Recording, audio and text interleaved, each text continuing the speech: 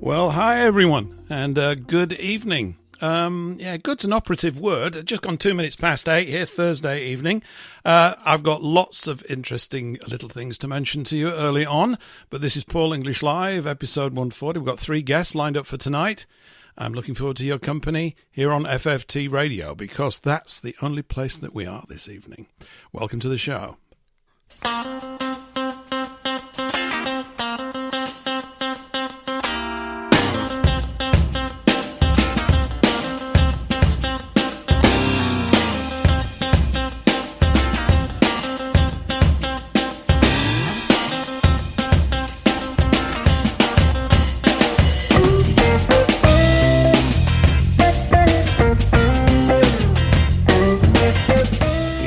Go. You make a few technical changes, you get them all right, but some other part of the chain lets you down.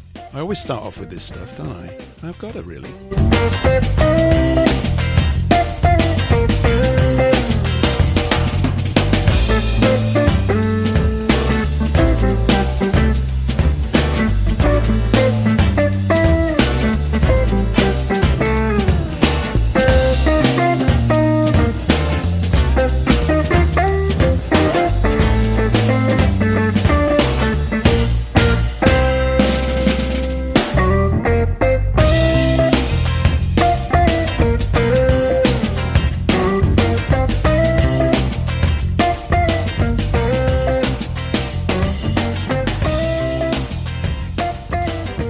Everyone, and welcome back. Although everyone this week does not include anybody on YouTube or anybody on Rumble. How about that? So I might as well just talk about this to start off with. It does get a little bit boring though, doesn't it? Hey, starting the shows off like this all the time. I don't know. I hope you're all sitting very comfortably. I don't know whether I am. Anyway, we use certain services to stream to 2 platforms at the same time. I'm still checking it out. If it does pick up, I'll let you know, but it will not play ball. So we had a problem a couple of weeks ago. Now I've been told by someone that I need to get backup services. Yes, obviously I do. I'm backing up my backups and everything, but it's unfortunate. There we go. Anyway, if you're listening on FFTradio.com, which I hope you are, that's the place to be anyway. And we've got a chat room there.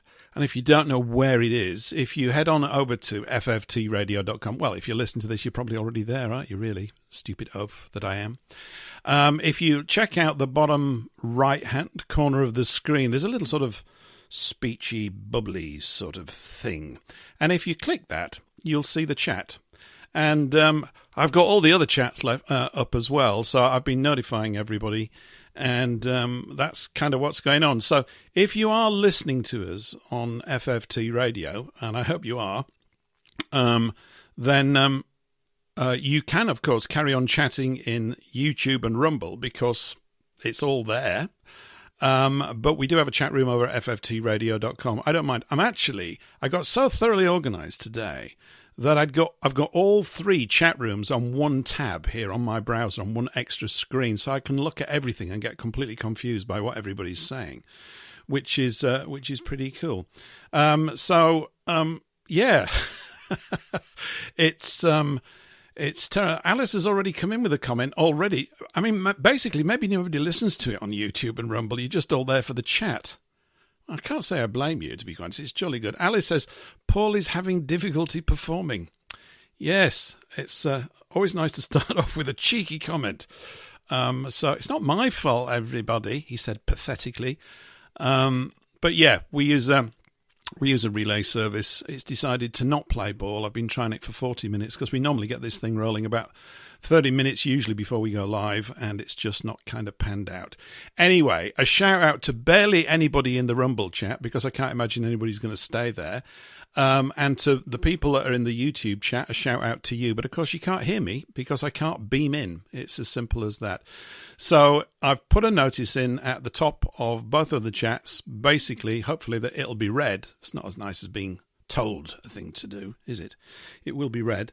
But fftradio.com is the place to go, and there is a chat room there, and you can get a chat account, and you can put your name in there, and I'm looking at it right now, and it's nice and big. It's all been made bigger since last week, and you might not know what I'm talking about, but graphically it was quite tiny on the page. and now it's gone all big.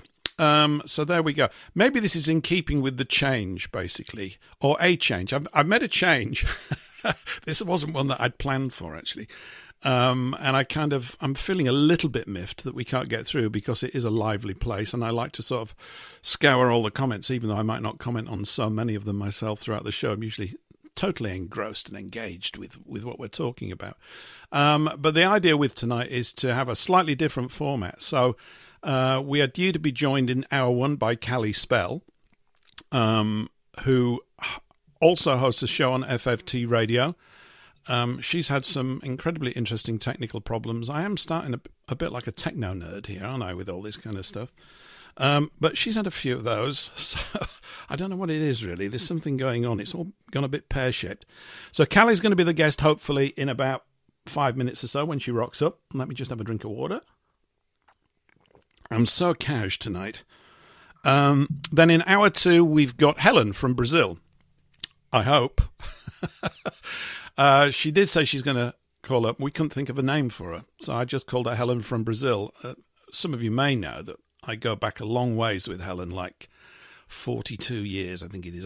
It's over 40 years anyway, since we were first bumped into each other working at the same company. She's now down in Brazil. Didn't like the company very much. No, that's a long time back. And then in hour three, Blackbird9 is going to be joining us. So that'll be around about 10 o'clock. And you may be saying, if you're hearing this, maybe this is all appropriate. Where's Eric von Essex? Well, I've kind of given Eric the night off. How about that? This is awfully rude of me. But I have been doing him lots of favours recently. We, not like that. We've just set up, or he's about to set up, a new website for Fockham Hall. And I was putting that together for him, or at least the start of it yesterday. So that's turned out quite good. And he's now got lots and lots of work to do to sort of get that up to speed. But hopefully he's going to be doing that over the next week or so. And if you're out there listening, Eric, I look forward to your company next week. I probably would have looked forward to it this evening if I hadn't known that everything was going to go pear-shaped. But it's just a little attempt to sort of like try and break the show down a bit. Any of you that have tuned into Eric's show, Fockham Hall, and this show will know we have pretty much a sort of group ensemble thing most of the time. And it's jolly good. But I just wanted to sort of try something slightly different, if you don't mind. Maybe you do. I'll get lots of feedback about it. If you want to send me any feedback, by the way, you can always email studio@paulenglishlive.com. That's studio@paulenglishlive.com. And I will, of course, weep copious amounts if I disagree vehemently with anything that you might write and say to me. So there we go. That's kind of where we're at. And I see, actually, look, this might actually be working now. Good evening, Callie. Are you there? Ooh. I'm here. Can you hear me, Paul? I can. Yeah, I can. Yeah, you. Oh. We can all hear you. It's fantastic. You missed my opening diatribe. You've just come off a show with Victoria Rickson, haven't you? You're hopping from one studio to another. I am. I've just done a plug, so maybe I could bring some of them with me. So yeah, I've just had a really awesome chat with Victoria. I mean, an hour flew by. I do lives for an hour. I mean, I would have carried on talking, to be fair, but obviously I had this commitment and I jumped straight off. But yeah, super conversation with Victoria about how midwifery, the registration, the portal system, how women are portals, the witch trials. I mean, it all ties in. So if we can remember his story, and we are the species with amnesia, as I say, but it's also about remembering her story, because it's the removal of the feminine, and then it's this idea of balance that needs to be restored to end the matrix, really. Super stuff. Yeah, it is. Victoria's fantastic. I was listening to some of her show last night. It's definitely... I wouldn't say it's an acquired taste. It's a very specialised area of the problem at the moment, although I know she's going to expand it out to cover everything, I think, to do with early years. But let's just not talk about Victoria for now. Let's talk about you, because you're here. And although we've had a lot of technical fun with me and your breakfast show and Callie's breakfast spell, which is cast at 8 o'clock every Wednesday morning on FFT Radio and is a cracking listen, apart from some effing and blinding in there, which makes me cringe. All right. I know, and I've really tried to stop doing it. It's less me swearing, but then I realised a lot of the music I then play, I'm like, oops. I know. I think we're going to have to set up a music censorship clearance desk or something. I mean, I think it's probably all right after 9 o'clock, But of course, I'm a very delicate fellow, and these things are difficult on the ear sometimes. I'm trying to eat my scrambled eggs. Did you hear what he just said? This is outrageous. I found that a tad of a struggle, really, being so outspoken for so long, and being from Bolton. You know what they say: you can take the girl out of Bolton, but you can't take the Bolton out of the girl. Really, I'm afraid. I do have a potty mouth. I find it very expressive. I have tried to rein it on for Breakfast Radio, Paul, but it does slip out. It's like I say, I'm blaming the music. It's not me this time. It was Ren. Yeah, Ren did good. it. Okay, well, we'll kind of give you a pass on that one. Yeah, I'll need to write to him and say, sir, yours offended of the home counties. So no, it's all good stuff. Bolton. Yeah, Bolton. I mean, I think I might mention to you, I know my sister's this way. She's a sucker for the Bolton accent. She sometimes goes over to Bolton Market. She's in Scunthorpe in Lincolnshire, right? So it shows you how sad things have got. Yeah, it's really sad. But, Well, Bolton, yeah. Yeah, I mean, just in terms of basics, right? Who are you, right? And what do you do? Literally, I'm like a newbie to your... I mean, I've been aware of you, but I'm plugged into so many things. You can't plug into everything all at once. And one of the things that's been really cool for me with the FFT thing is, through courtesy of Mark and all the introductions that he's made, I've just bumped into loads of other people, some of whom's views are at variance with other people. I think this is great. And you're one of them. And the only one game enough to do a breakfast show, even though given the way you talk, it should be nighttime. But there's a problem with that, isn't there? Because you like sleeping, don't you? Yeah. They used to nickname me Granny Spell because I really don't. I don't like doing things in the evening because I'm an early riser, so I'm up at 5:30 in the morning. So by 8:30. Working the way I do with my brain, I'm tired. That's it. I'm kind of done. But, 2026 is such an important year, and so is FFT Radio, and that ability to keep freedom of speech alive and well, as I always say on my radio show, because that's why I do it. That's why I turn up and do it. And it's gonna be big. I do believe that it's attracting all the best people, Paul. So yeah, I mean, I'm Carly Spell, but I'm not. My real name's Jill. I'm from Bolton. The Carly Spell thing began because I've got a law degree. I'm a lawyer. I didn't go on to be a practicing solicitor. I haven't got my solicitor's practice kind of certificate. I didn't do that, but I am LLB honours. So I studied law at university, but university, uni one, the song, it just wants you to sing from the same hymn sheet to support the system. And I was really aware of that, really, but I picked it to annoy my old English lecturer. I had two beautiful English teachers at college. One loved me, one hated me. So I got estimated the really, really low grades at college because I was never there. I was a bit of a party animal. Really? I'm surprised. I'm shocked. Yeah, it's not changed much, but I'm just getting too old, Paul. The brain is willing, but the body is not. Time catches up with us all, Kelly. It definitely does. Yeah. So, cutting a really long story short, I then got the highest grades in the college and I went on to study law. And I did all right, but I soon realised that the system just wants you to repeat stuff back at it, maybe with a little flair, but that's it. So it wasn't rocket science to me. Yeah. And and then I was a music promoter for years. I've been awake over 30 odd years. So the Carly Spell bit came because I'm a trained yoga teacher as well. So just before the lockdown, I was just about to start teaching yoga. I was fit as a flea, Paul. And then they pulled the lockdown and I was like, Mother, can I swear? No, Mother. No, anyway, not on this show. I'm very prim and proper. And because I was awake for 30 odd years, I knew exactly what that pandemic was from day dot. I knew it. So I spoke out from the beginning. I did videos really on viral theory.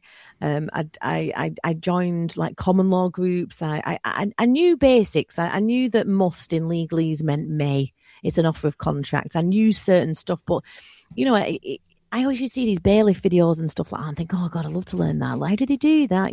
Because really all universities do is train you in legal. They'll talk about equity, law and trust, of course, but and that's still their system, chancery, but they don't teach you the truth. Of course they don't. Now, it's laced to a degree, but that's it.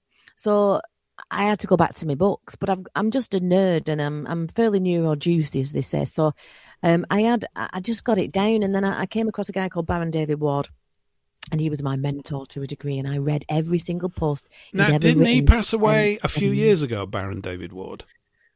Yes, he did, sadly. So I got kicked out of his group a few times. He was, let's say, a testy headmaster, and he didn't appreciate any nonsense. And if you came at him, he used to do this thing on a Friday. We used to call it, he'd have a Friday night cull, probably when he was having a few whiskies, and he just went around deleting everybody. Anyway, I made it up to be admin in his group, but like I say, I was so diligent, I was so determined to learn commercial law that I read every reply he'd ever read or said in 7 years. So when I finally got to meet the man, he was like, "Yeah, Carly, spell." Yes, Baron.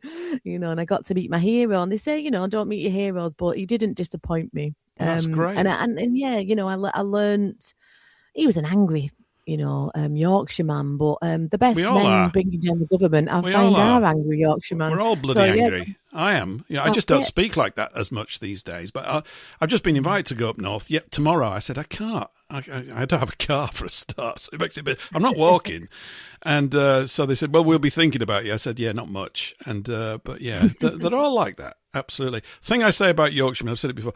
We've got chips on both shoulders. That's what makes us well balanced, right?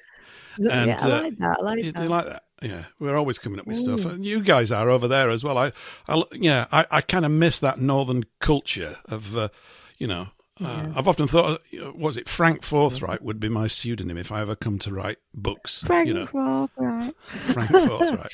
Yeah, and all that kind of. When did you do law? When did you do law? What year was that when you said, I've got a hankering for the law? Because honestly, it's not a common hankering, is it? So, not really. It's not. 2000, I went to university, I think, if I'm getting that correct. It's about 2000. I was a little bit later. I went to uni I think I was about 20. I was a little bit older than being 18, kind of the rest of everybody. Mm-hmm. I was a little bit more mature, not in the head, but so yeah. I've kind of. It's weird because I've had my astrology chart done, and I don't mean just some crap in the the Star newspaper. I mean proper chart, and law is all over my chart. It's in my first house. No matter even if I try to leave it, Paul, it has its tentacles in my DNA. It doesn't want to let me go, and at this point in history, I've got to do what I can do. And hopefully I do it well enough to make a difference, And then, like I say, I've got, there's people with far greater minds than mine, as I say, that are doing some amazing stuff, like Robin Hood, who's, I believe, starting a show tomorrow night with our Toshi. He is. I just found out about 15 minutes before we went live here. So Gary Toshi, or whatever he's called, we're going to have to get his name sorted out. Anyway, he sends me a message saying, "Right, you're doing a show with me tomorrow night." And I said, "Okay, great." I said, "I do need a few things." He said, "Can it be done?" I said, "Yes." Yeah, we can. So, we're promoting everything here. It's right incestuous around here. But tomorrow night on FFT at 7 o'clock till 8 o'clock, maybe longer, I don't know. Because there's nothing in that slot at the moment. We're going to do a I don't know, a law money fest type thing.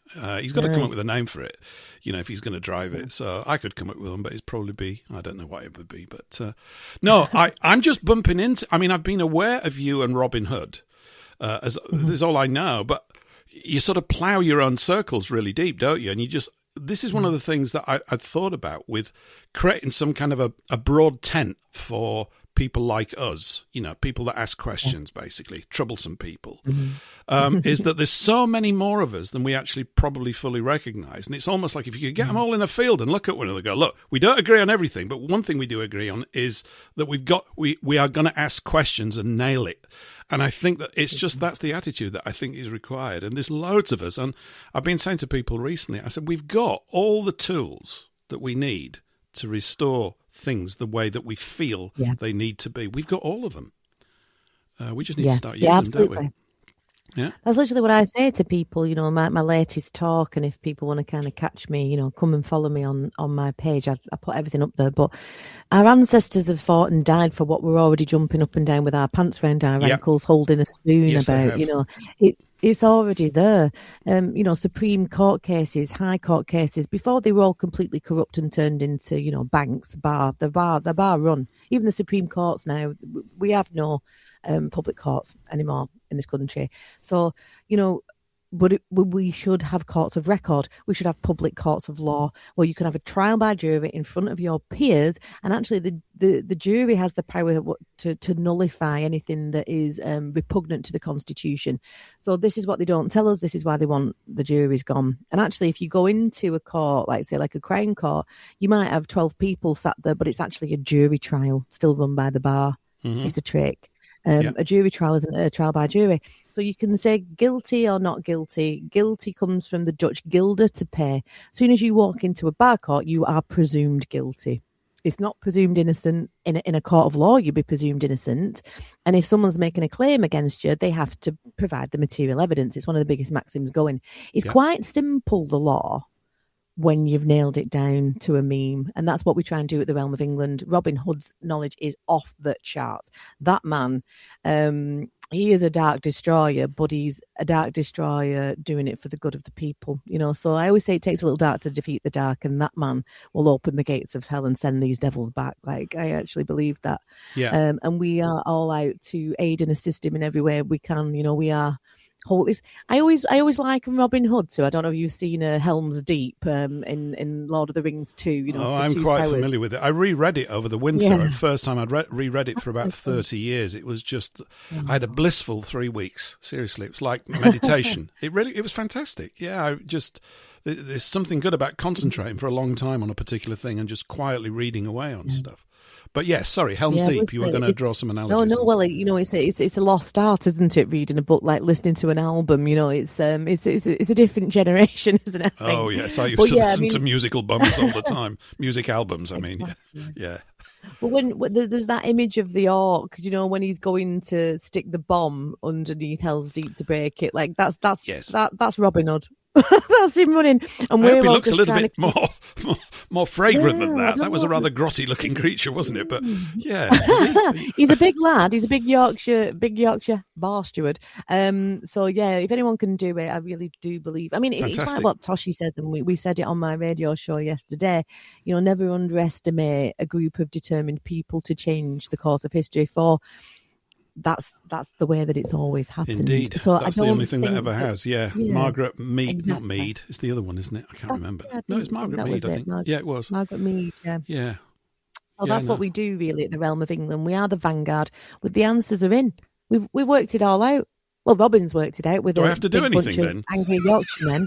Have I got to do it? Do I just leave it to you? Have you sorted it out? Just leave it to us. Brilliant. We've sorted it out. But we need the people behind us. We need an army of people behind us supporting us, and then we can finish it. But, you know, it's difficult trying to capture the imagination of people when you've got, like, you know, the likes of Tommy Robinson and all these characters that are just purposefully planted, in my opinion, causing division. Yep. Protesting legalese means to accept the terms of the conditions, yet be unhappy about it. Slaves protest. Slaves petition. Petition means to beg.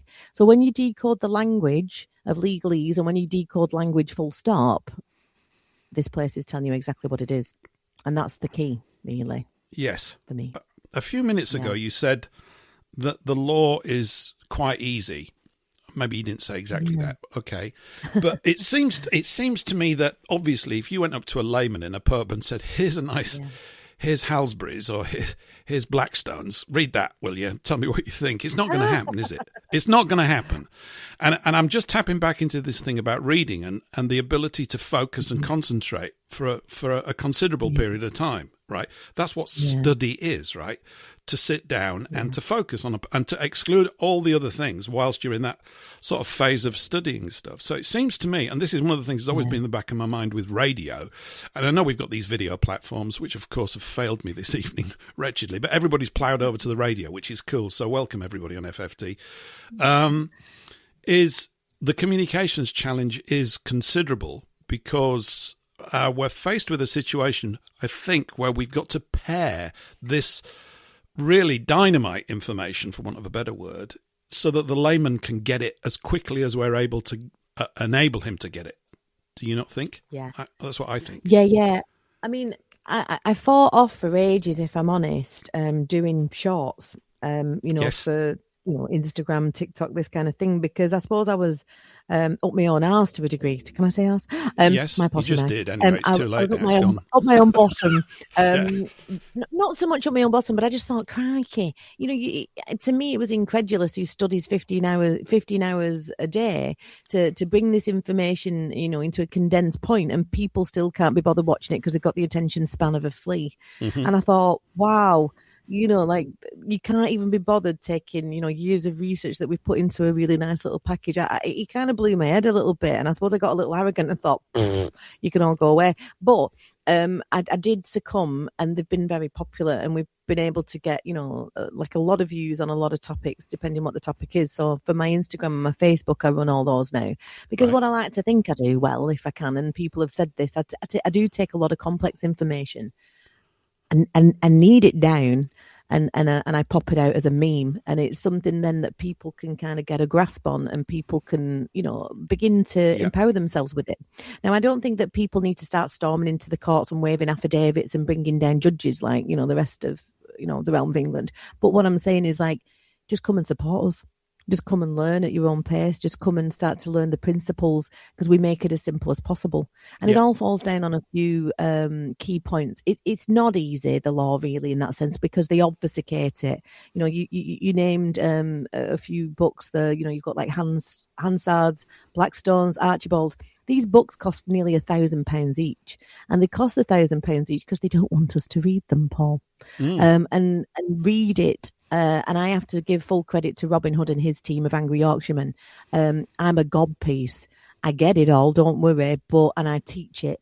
So there's like a symbiotic kind of relationship with me and Robin Hood. Right. He leads the charge and the storm, and I do the feminine networking and all that kind of thing in the background. So I'm like his Debbie McGee.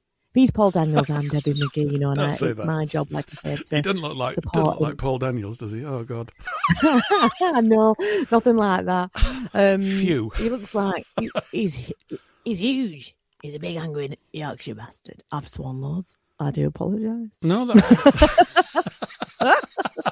it's okay. Terrible, what can I do? It's just, there's nothing I can do, everybody. It's just, I'm trying to run a decent house here, but what can I do? You're too good, Paul. You're too good. I'm just too bad. I think, though, that thing, when you're talking about what you're doing, the female networking and all that kind of stuff, I think this is the bit that's, it's a key. Every single part, actually, is key. I keep thinking about this with all the sorts of things I do. You go, there's a chain, right? And if any part of that chain breaks, you can't sort of open the door to your house. Do you know what? I'm just using it as a metaphor. You go, well, I did this, and we're unconscious about so many things that currently still work. Of course, there's less and less of those things working in all sorts of areas of our lives. But getting this thing pared down so that these people can just stand with us, it's a bit like saying, don't stand on that side of the street. Just come over here. Why? Just come over here. There you go. We're not going to hurt you. Just hang out. Just hang out with us. Just, that's all we want you to do. I don't understand what you're saying. Nobody does at first. I didn't, right? That's okay. What we're looking for is your attitude that you want your nation back, because someone's got to want it back. And we know it's you. It's almost like, and people do get encouraged when there's a bigger group. I think it's like we are going to hit a critical mass. Maybe we've already hit it or something, but there's going to be a mass. It doesn't have to be everybody, where we gain some kind of a magnetic charge and we become literally more attractive. Literally. Well, I actually do think that it is about that. I think everything's frequency, isn't it? It's that Tesla thing. And I think all these characters that were given from history, who knows if they're even real? I think they're archetypes, and I think it repeats. It's all about time, the system. It's all about resetting time, immortality, that these elites or these parasites are chasing immortality. I actually believe that they transfer their consciousness into different avatars and they lord us over time, and that's how they retain this this knowledge. But it is a frequency thing, I think, and I think it only needs, in the quantum monkey sense, and I can explain what the quantum monkey kind of idea is if people don't understand what that is. But it only takes a small group of people. It goes back to that point, and they talk in scripture in the Bible, and I'm not into organised religion. I always say that religion means to hold back, to thwart, to bind. It comes from the Latin religiare. So religion is a nonsense. It's a division. It all goes to the tree of life, and it's in contradiction. Don't you think it's in contradiction to the very laws and instructions that are in the manual? It's not. That's all I keep coming. Maybe it's a northern thing. I just don't know. You just end up going to that, right? I mean, because, and it's not. There are loads of people like this. It's a madness. People get hypnotized by the rigmarole of these organized church structures, and you're going, what are you looking at? It's got nothing to do with it in the book. I mean, you're talking about law. I view it literally as a book of law. I mean, all of the common law roots from it. Alfred the Great did him and his daughter, because his daughter, maybe the female networking side of the time, she helped him compile all that stuff from around all the other kingdoms in England and going, what's your best laws then? And they put it all together. And it works if applied. Of course, it's not being applied, is it? But that's the key thing. No, that's it. We're in, like I say, it's all to do with jurisdiction, and juris means law and diction means words. That's why a judge passes a sentence, because it's all grammatical. And when you've got two or more grammar styles on one document, it's fraudulent. You know, when you start to decode the whole thing, it all relies on fear and fiction, and fear is just false evidence appearing real. And again, you know, there's a frequency to being what you would perhaps call sovereign, I suppose, or sovereign, or because, you know, in scripture it talks of the 144,000, and I actually think that's a frequency. You know, when you study the occult, I've done it. If you watch my early podcast, I'm going, it's satanic. They're all Satanists. You know, I fell in for it. That it was, you know, and that's just the simple way they want you to look at it. But it works on many interdimensional levels, and so does the law. The law is interdimensional in itself. You know, I did a really good podcast with a guy called Gibbo, and it's called The Interdimensional Nature of Law, or something like that. It's on Dark Matters, and we're recording part 2 on Sunday. It's very in depth. But can you imagine, like, we just want to get people to understand the difference between law and legislation at this point. No, I do come in with the occult, and we keep that away from the realm to a degree, because we've got to be able to kind of get it over to the kind of common man. And I don't mean that with any disrespect, but, you know, if I start going like full on woo woo, but it's occult as feck. That system, it is entwined, and you cannot divorce one thing from the other. And I think people don't want to look at it because it's that cognitive dissonance. It's too much. I mean, I get some comments like, you know, I'm obviously mad in the head, and well, maybe I am, but it doesn't matter about information and misinformation when you can read the code, and I read the code. So that's why I'm usually, people go, how do you know all this stuff, Carly? How can you predict what's happening? I said, because it's in the code, they tell you. You know, once you've read the code, it's like they live in it, Paul. You know, it's lifting glasses. Well, it is really. I've got glasses, it is, and you know, if you think about small people, and we were all a small people once, weren't we? We were all 5 and 6 and 7 and 8 and 12 or whatever it was. You know, you're basically conditioned into a restriction of your mental abilities, really. It's why I think people often hark back to the golden years of childhood.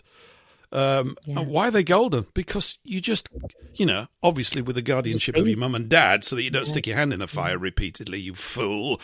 You know, I've told you to do it once, I'm now going to have to whack you with a cricket bat. Okay, that got it across. But other than that, you know, I don't know what it's like. I mean, we hear reports. You know, I'm sort of in my later years. I'm getting long in the tooth and still surprised that this has even happened. Everybody, what's gone on? It can't be this year. I can't, you know. But I remember as a kid, just basically, we lived near cow fields. I could just go out and do anything I want. No mobile phone. Didn't have a watch. Just, I'll be back for tea. How do you know when it'll be tea time? I'll know. I'll be really hungry. And it was that kind of stuff. And off we went and just did stuff. Yeah, and it feeds your imagination. When you're out with your mates in a wood, or being chased by a cow across a field, or you're hitting cowpats with golf clubs and trying to cover it, which is what we used to do. Yeah, all that kind of stuff. It loosens you up. Your imagination is richer. Now it's all completely contained. And it comes down to this thing, I think, you know, about the audience. You know, if you watch things in the past, you could have large political rallies, and you kind of get that the people that went understood what was being said, and what was being said was of a much. I'm still saying that it's not straight; they were bent then, but at least it was more pleasant in the sense that they actually used the English language properly and could address things and knew how to build up to a point. Now, look at what's in there. It's not as if you can even get angry with them. I mean, people will, but they're just literally not capable of doing these jobs. I think there's something like just over 90% of them have never had a real job. Not that I look to politics for any solution at all. I've never voted in my life. But it's part of our lives, whether we like it or not, because it has an imprint on so many people around us, unfortunately. Yeah. Well, yeah, and that's it. It's just an absolute theatre at this point, because again, it's in the words. Poly means many, ticks, parasites, many parasites. Yeah. Government, govern from governare, the Latin, to control, men's the mind. It's mind control. This system is insidious, it's dark, and it's older than time itself. Well, it's come from time itself. But, once you kind of understand, again, the language and the law, I mean, if you look at voting, it's always an electrical system. That's why you go to the polls. You've got your negative and your positive. It's an energy harvest. It's a charge. That's why you get a bill going through Parliament. It's a commercial term. It's a bill, just like you get a bill at the end of a nice meal in a restaurant. Mm-hmm. They put through acts and statutes. Well, statute comes from the Greek statue, which is a dead, lifeless thing. An act is a great piece of theatre. It's all fiction. It's all fake. And they're all on foreign license by the United States of America. So we're under foreign occupation. And our courts are in treason. Our king is in treason. We don't actually have a king, actually, because we've only got a liege lord. He's a head of state, and a state is a commercialised term. So when you put an X in a box, you think you're voting these people in, an X in a box is the mark of the illiterate. That's why they used to call them the opinion polls, because it's a slave's opinion. They don't have to listen to you. You're just voting for a different CEO of a company. Yeah. From the City of London, which is the bar.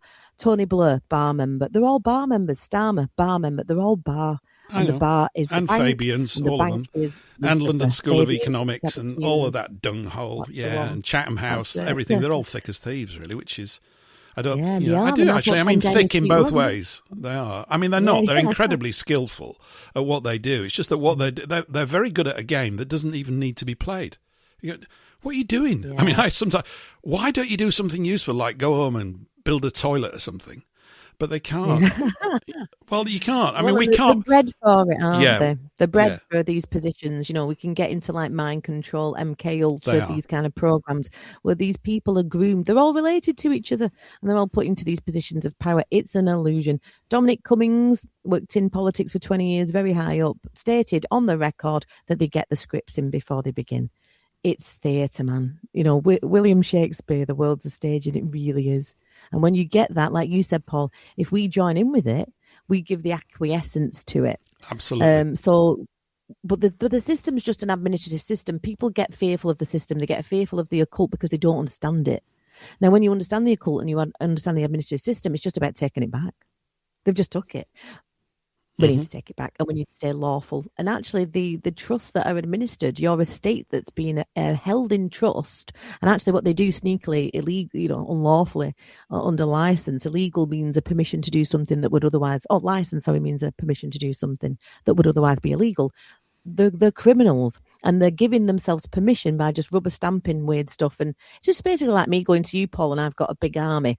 Right, what should we come up? What nonsense should we come up today with and pass through Parliament and rubber stamp? Because ultimately, Parliament is not sovereign. Parliament has declared itself sovereign. The people are sovereign. Parliament is not. The Parliament is a fiction created by the people to do state business.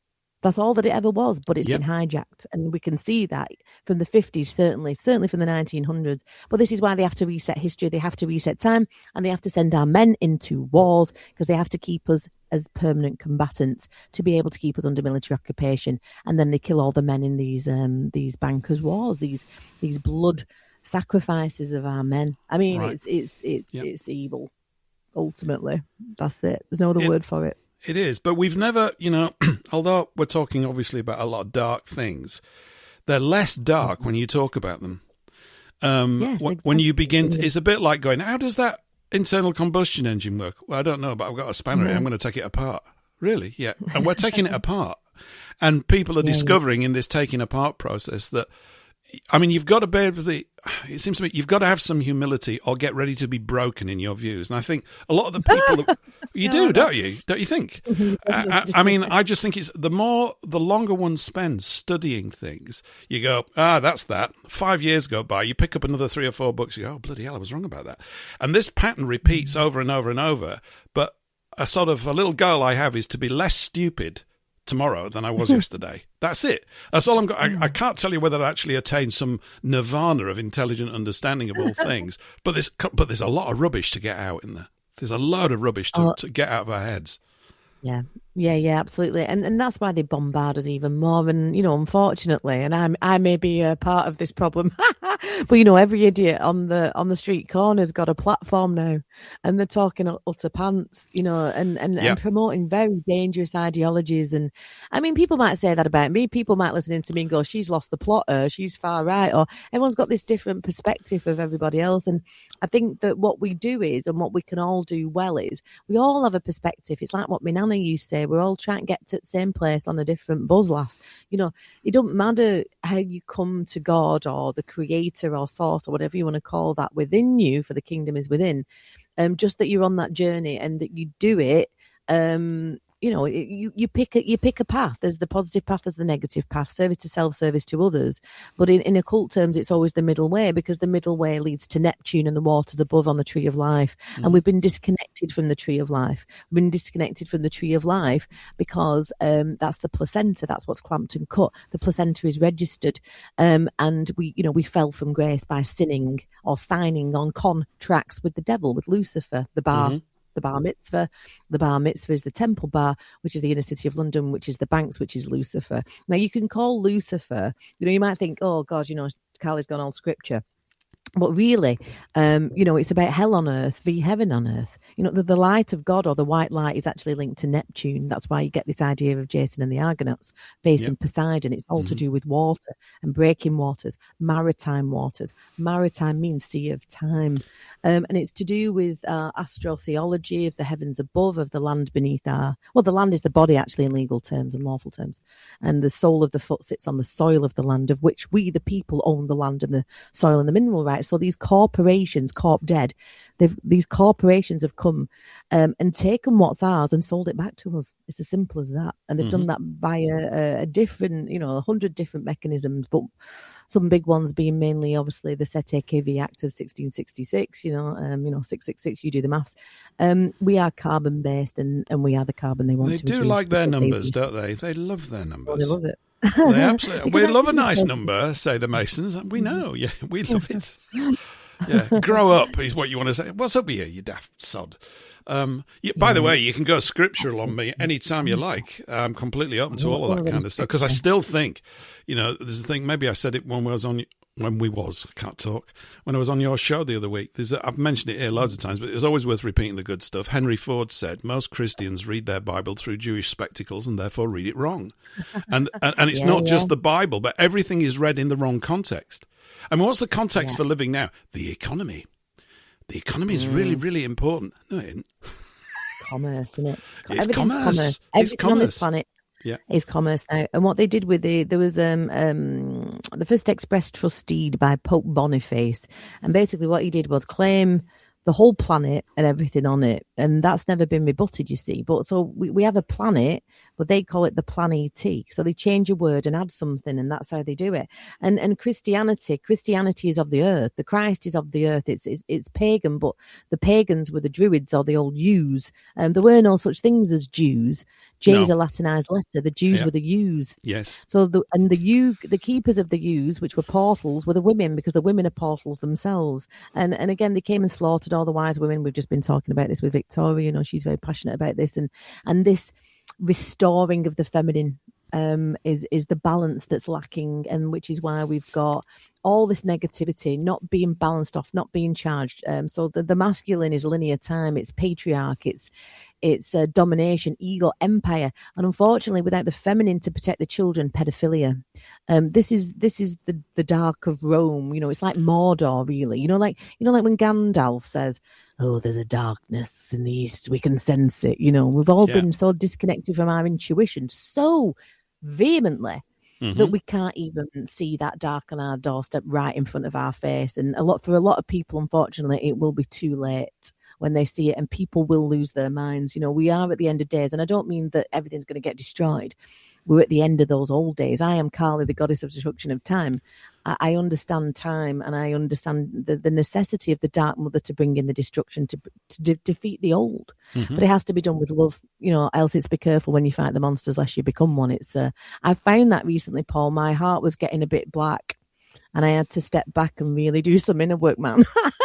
And really get into my feminine energy of love again, and feeling but in balance, because the feminine sits between the two pillars of mercy and severity embodied. So of course she's compassion. She loves all things. She even loves the pedos and the animal rapists and all this. This is getting a bit dark, but she dishes severity to restore balance. And that's the key, I think, for the feminine. And that's, her story has been lost. And a big part of my work is called Queens of Chaos. I've wrote a book. It's going to be out once I've edited it and got it all ready. Right. And it's all about this because it all links into legal fiction. It all, links into the LAW, the land, air and the water, but it also links to our LORE law, our spoken traditions and customs that they are completely trying to eradicate so that we can be, malleable in our 15-minute cities and culturally destroyed, really, Well, that's how they've done it, really. They have. When someone says that something's missing, it's all the glue that they were unconscious about that actually added to their lives. Mm-hmm. So in a way, this is an inevitable point. It's the end of an age. That's what I take the end of the world. It's the end of this age. It feels like it very much. And we've really got quite a scrap on to make sure that they don't get their way. But really, their focal point, that's not actually my focus point. It's that we get into the way, because there is a way, and we kind of know it intuitively and instinctively. But as you were just rightly saying, most of those instincts and intuitions have been gradually suppressed or dismissed by people. Oh, that's just an old wives' tale. I'm going, I'm really interested. What was it then? That's what I want to know about. I want to know what the old wives were talking about. I think as well, just coming up with the sort of the sexes, the men and the women, the masculine and the feminine. There's good and bad aspects on both sides. If it is both sides, it's not really. I mean, are we not ideally supposed to complement one another? We have different inherent skill sets. At least I'd like to think that we do. Different areas of sensitivity, different areas of the way our intelligences work and stuff like that. People get very strident about this and really feed this beast, which has been to destroy the family. Because in its best form, civilizations, it seems to me, for want of a better idea and looking at history, the ones that are made up of the greatest number of happiest functioning families are the ones that thrive. Because in the you've got absolutely everything in a family. It's all going on. You've got food to get in. You've got to keep things clean. Dad's got to go out if it is dad and bring it back, and all that kind of stuff. Bring the currency back, not more. Hopefully we'll get rid of all that nonsense as well. And you can see how, I suppose, ever since the Middle Ages, really, I sort of tap most of this back to sort of Henry VIII forward. There's loads before that as well. I'm not dismissing any of that. But in terms of the way that it's affected us, we've been in this sort of period where, I mean, ever since the Bank of England came into being in 1694, this country has had some soldier somewhere around in the world killing someone or we've been fighting for all but 5 years. Since 1694. America must be similar now, in a similar state, ever since they were turned into the world's police. Well, they have to do it. Yeah, they have to do it. They have to keep us in a constant state of war, because as well, banks don't have to reveal their books in times of war. So the double entry bookkeepers, ultimately, it's criminality, it's a mafia. So, I mean, that's what 10 Downing Street was. It's where they all used to go and swap their wares. It was built on the back of a criminal enterprise. When we know our history and the men, including yourself, Paul, with their logic, and they have quite cutting logic, especially you Yorkshiremen, as we've said, ultimately they're auditing history. They're auditing these law books. Can you imagine the amount of work that goes into this kind of stuff? I mean, God bless them and Godspeed to them all, and we work with them. And what's amazing is, and I always want to try and give some kind of positivity, because it is a lot of doom and gloom. But like you said, we've got to look at it. But the remedies are there. It's being exposed. I mean, take Christianity. Christianity is an annuity, is an annuity. It's a tax system. So they added the annuity onto the Christ. Yeah. Because the Christ said, "For I am the light and I am the way," because he did it. He showed the way and he left the door open. But also it goes back, that's that era of the Christ. Take it further back. We're talking about the dragon mothers. We're talking about, the dragons will return when the dragon mothers do. It goes older, and it's our ancient myths and customs, like you say. We've been taught to not believe it. Like, oh, that's just a nice story. No, these things, it used to be, I believe. That's why I use a lot of, Tolkien references, because it was Middle Earth. Yes. Until it was right up my street. Absolutely. He taps into so much in that book. It's profound. And in all sorts of ways, and it lingers. And we become enchanted by stories. Yeah. We choose to be, don't we? I do. Yeah. You think about, I mention it here quite regularly, the idea that when you are younger, you pick up a book, and some of them you would dismiss pretty quickly, but the ones that you went for, you got immersed in a whole space. Of course, the bad side of that, it produces nerds, like science fiction nerds and things like that. People that go so far over, you go, this is all they talk about. Look, just calm down a bit. We can, it's great, but it's not all this. But it's an enchant, and we are basically, I think, part of a groundswell of reviving storytelling, because the stories, the campfire stories, have got all the laws and the truths in them, and they're put in a form that everyone can get. This is the thing, technical manuals, law manuals, they're not for everyone. That's why they've been, as you rightly said, that's why they've been designed and priced that way in many cases. Yeah. But there's always going to be that small coterie of people that are going to go, I'm getting right into this. And what's needed then is the intermediaries to get all that information from the guy at the coalface and say, look, mate, if you talk like that down the pub, no one's going to understand a bloody word that you're saying, right? I'm going to act as next. Tell me, I can grok it. I'm going to simplify it, because we've got to be like an advertising agency. I need it on the back of a fag packet. I need it on a poster. I need it on a. You go bang, bang, bang. You got it now. That's it. Oh, is that all it's about? No, there's loads more. But you've got to get the principles, and once they've got the principles, then we can worry about the content. But it's the context that's all out of whack. All out of whack. Well, can you imagine if we had those kind of advertising budgets to be able to do that? Wouldn't it we'll be fabulous? And this is kind of my argument with, and fair play. I do slightly get the other side of it, where people, go down the, and I think one thing I'd say about those protests in London at the weekend, Tommy Robinson aside, is that, people are actually starting to see the problem. Now, they haven't got the solution. They're using the wrong language. They're flying the wrong flag. I mean, I cringe at it all, really. And they're following a man who's a Pied Piper. And that's the sad part of it. Now, can you imagine if we could get all those people behind us at the Realm? It's like I'm not. I think imagining it is the first step, Callie. You image it in your mind, and if you keep imaging it in your mind, it'll start to happen.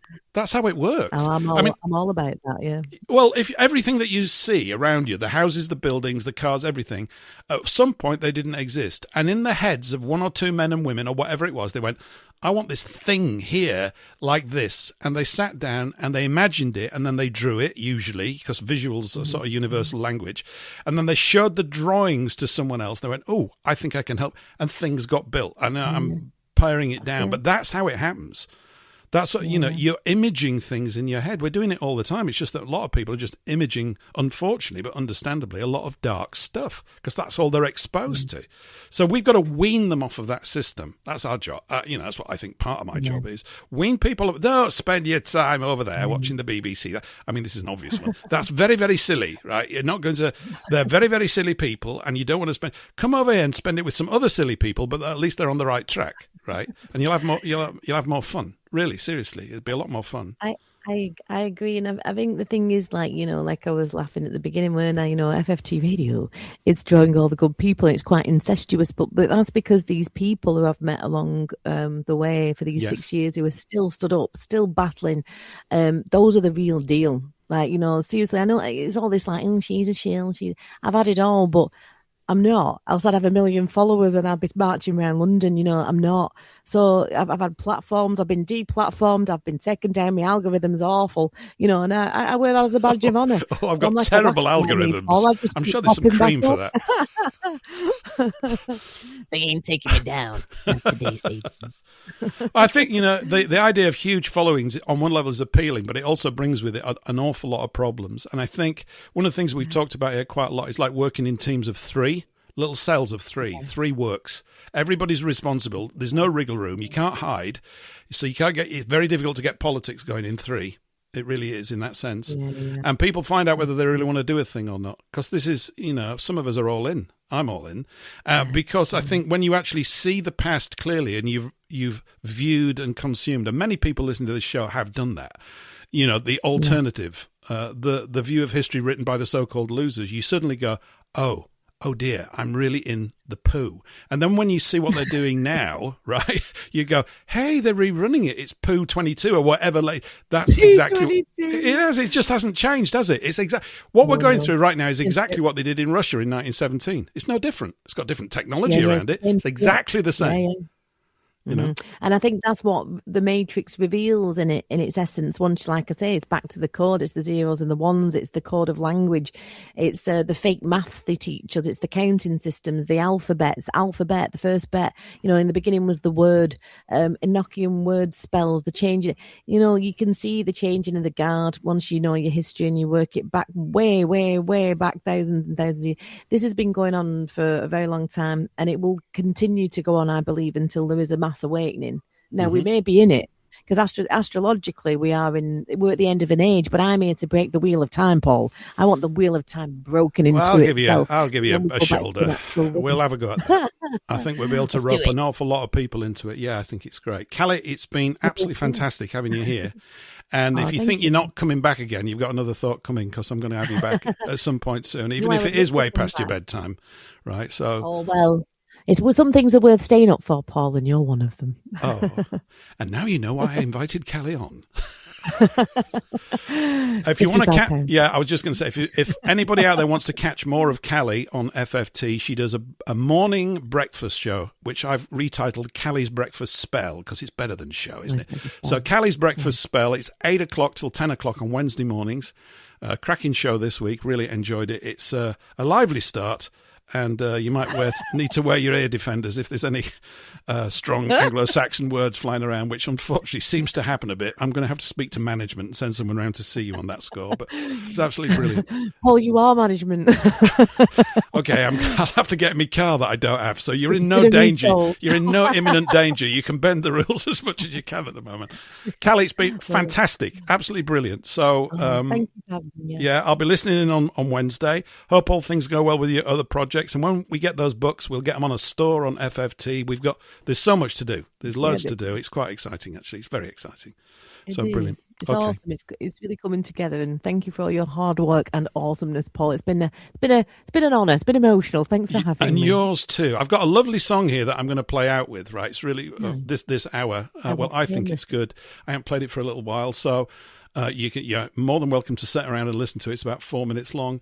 So Callie Spell, everyone. We've got another guest lined up for hour 2. Helen's in the studio in Brazil, long way away. This is called Lost to the Deep, and I played it probably about 6 months ago, and I like it a lot. It's quite interesting. Here we go.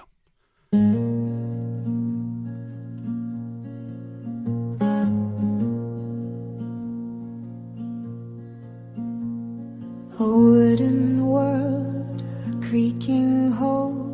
The sea was vast, my hands were cold.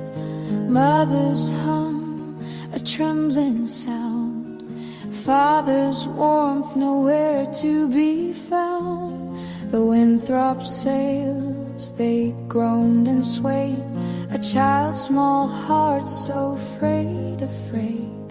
His cough was sharp, it cut the air. The fever burned with no spare. They spoke of faith, of promised land, but I just held his fading hand. Lost to the deep, he's gone, he's gone. My father fell where waves move on. They cast him down, no grave to keep. I see him sink in endless sleep. Lost to the deep, I'm left to weep. A child alone where memories creep.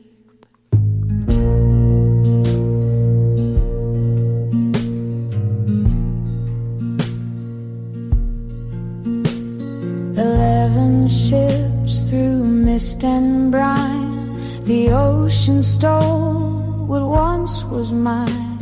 His story spun of hills and streams, now drowned in dark and sunken dreams. I pressed my cheek to salt-soaked beams and watched the world through tearful seams. The preacher's words, they stung like rain. No comfort for a child's sharp pain. They wrapped him fast in canvas torn and gave him to the sea. Lost to the deep, he's gone, he's gone.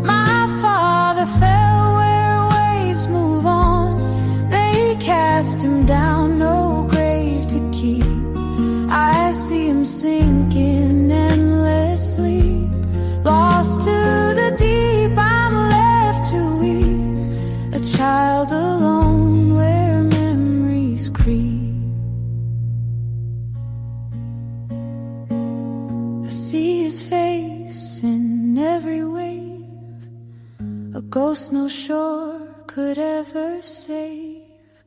The water's cold, it holds him tight. A shadow lost to endless night. Oh, Father, do you hear my cry? Your girl still dreams of your sweet smile.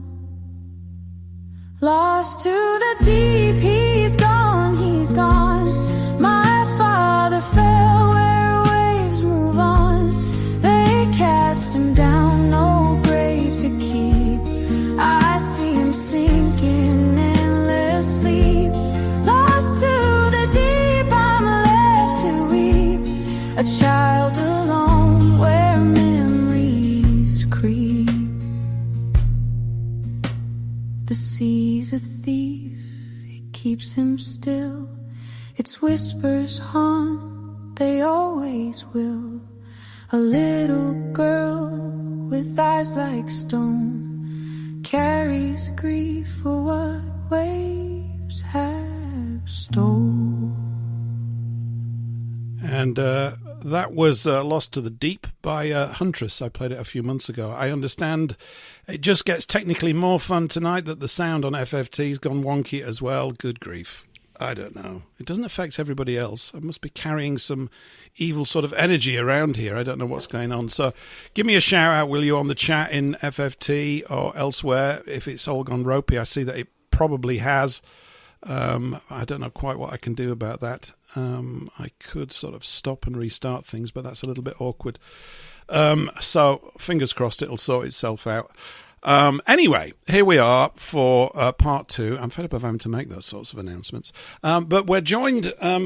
that was Callie Spell, by the way, obviously, if you were listening for the first hour. And she will be back. And as I said, you can catch her Wednesday mornings on FFT. Sound and technical problems aside. Some upgrades, no doubt, in mind. But Helen from Brazil is with us. So, Helen, hi. Good afternoon. Is it still with you? I think it is, isn't it? Well, it's kind of late afternoon, but yes, I would consider it that. The sun's just gone down, so it's just coming into evening. But I can hear the sound beautifully. That song was gorgeous. I really enjoyed listening to it. Oh, yeah, you can hear it here. It's getting beamed out. I've had too much trouble tonight. We're not going out on Rumble and YouTube for all sorts of reasons, which I can't control.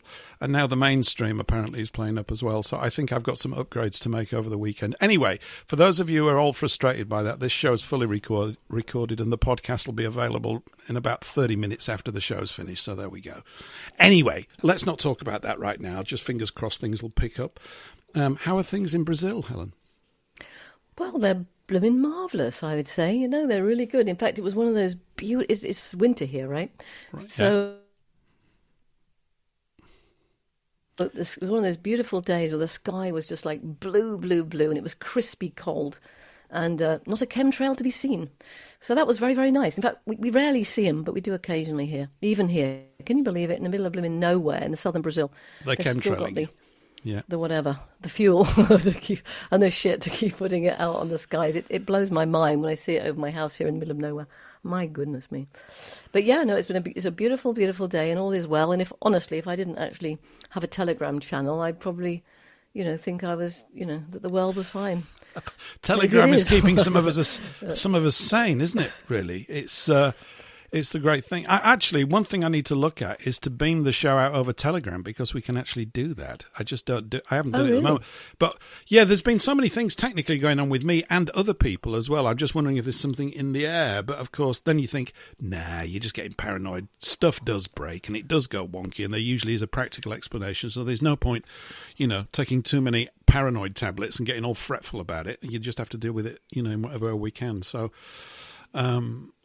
anyway, we had a little sort of text exchange, and there was a couple of things that you wanted to mention, particularly useful for people who haven't heard you before, talking about what you do. What do you do, Helen? Well, yes, I thought I would because, often when you hear people talking, they say, you need to do the work, you need to clear up those traumas and raise your vibration and, well... Yes, I totally agree. But unfortunately, these same people very rarely give you the solution.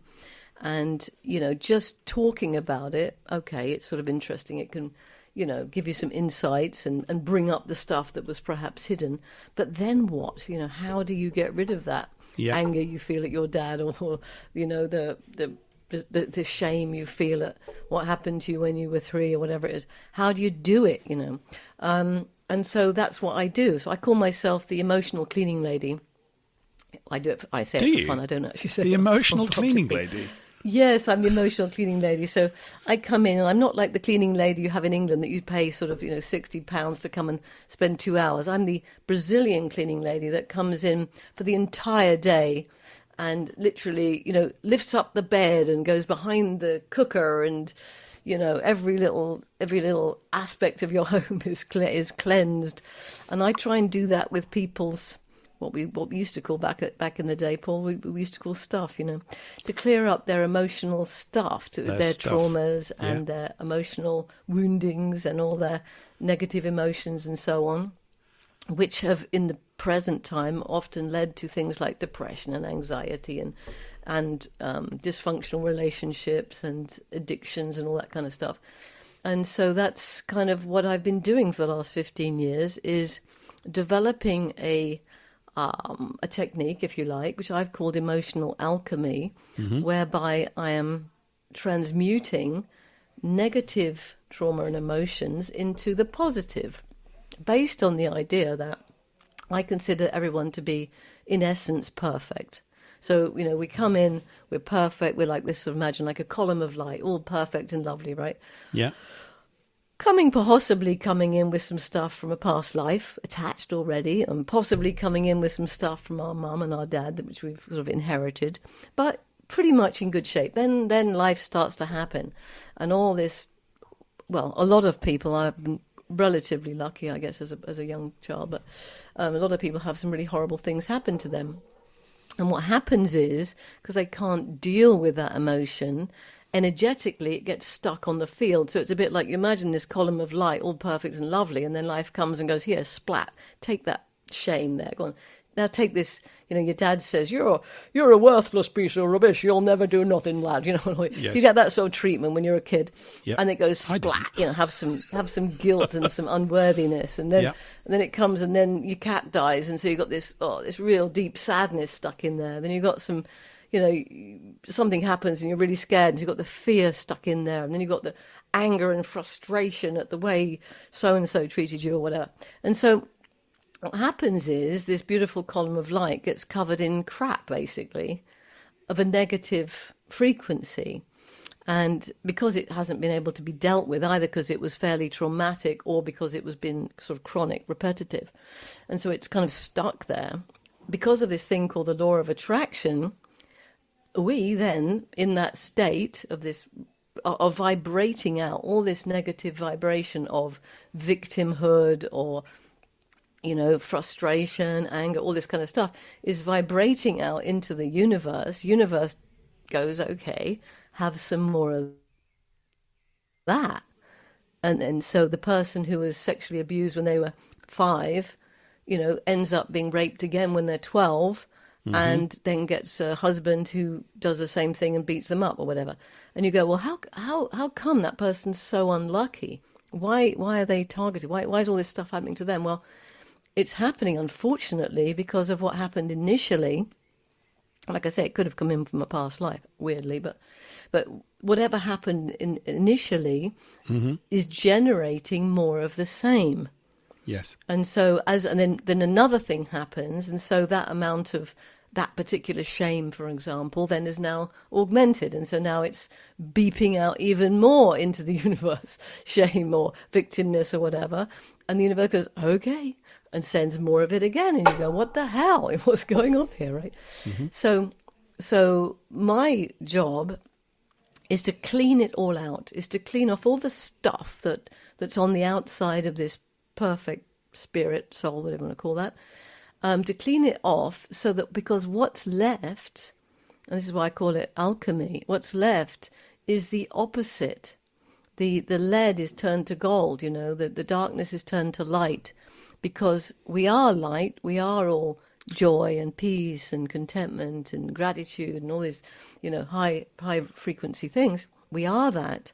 It's just that we tend to be covered over. A lot of people, most people, to a certain degree, are covered over with the trauma of living in this crazy, whatever it is, three-dimensional, I don't know what. It is a bit mad, video isn't game it? that we're in. It is a bit mad around here, yeah. It is a bit mad. It's getting madder by the minute. Yes, but, it is. Maybe we can talk about why that might be. But anyway, so that's it. So that's what I do with a view to what? Obviously making the person feel better, because they don't want to feel depressed or miserable or angry or whatever it is, because it feels like crap. To have the person feel better, but also then to stop attracting more of that. And by raising the vibration, everything changes. You could be living in the same house, same job, same car, same cat, whatever it is. But everything changes at that point, because you're not vibrating at the same frequency. You're no longer the victim, or you're no longer the addict with all the trauma and the pain.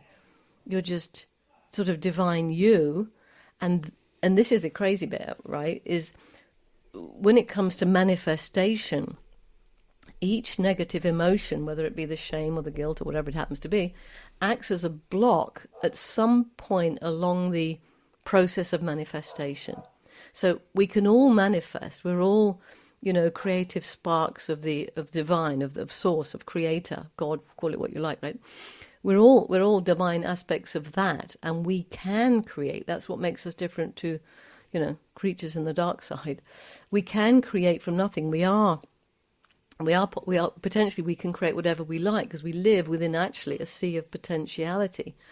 And when you clear away all the negative stuff, it unblocks that ability to manifest, because then you're not we're almost manifesting, but you're not generating and manifesting all the crap that's previously happened.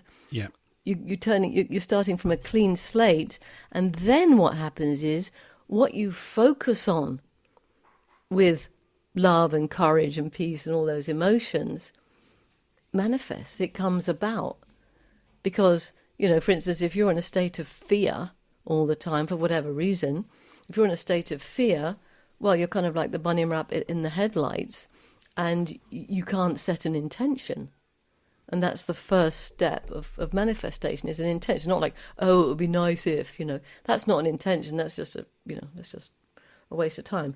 An intention is, I'm going to have that. Mm-hmm. You've experienced that, Paul. Yeah, I'm going to have a radio show. I did once or twice. I'm going to do this. Once or twice, exactly. You just have this great idea, and you go, I'm going to do that.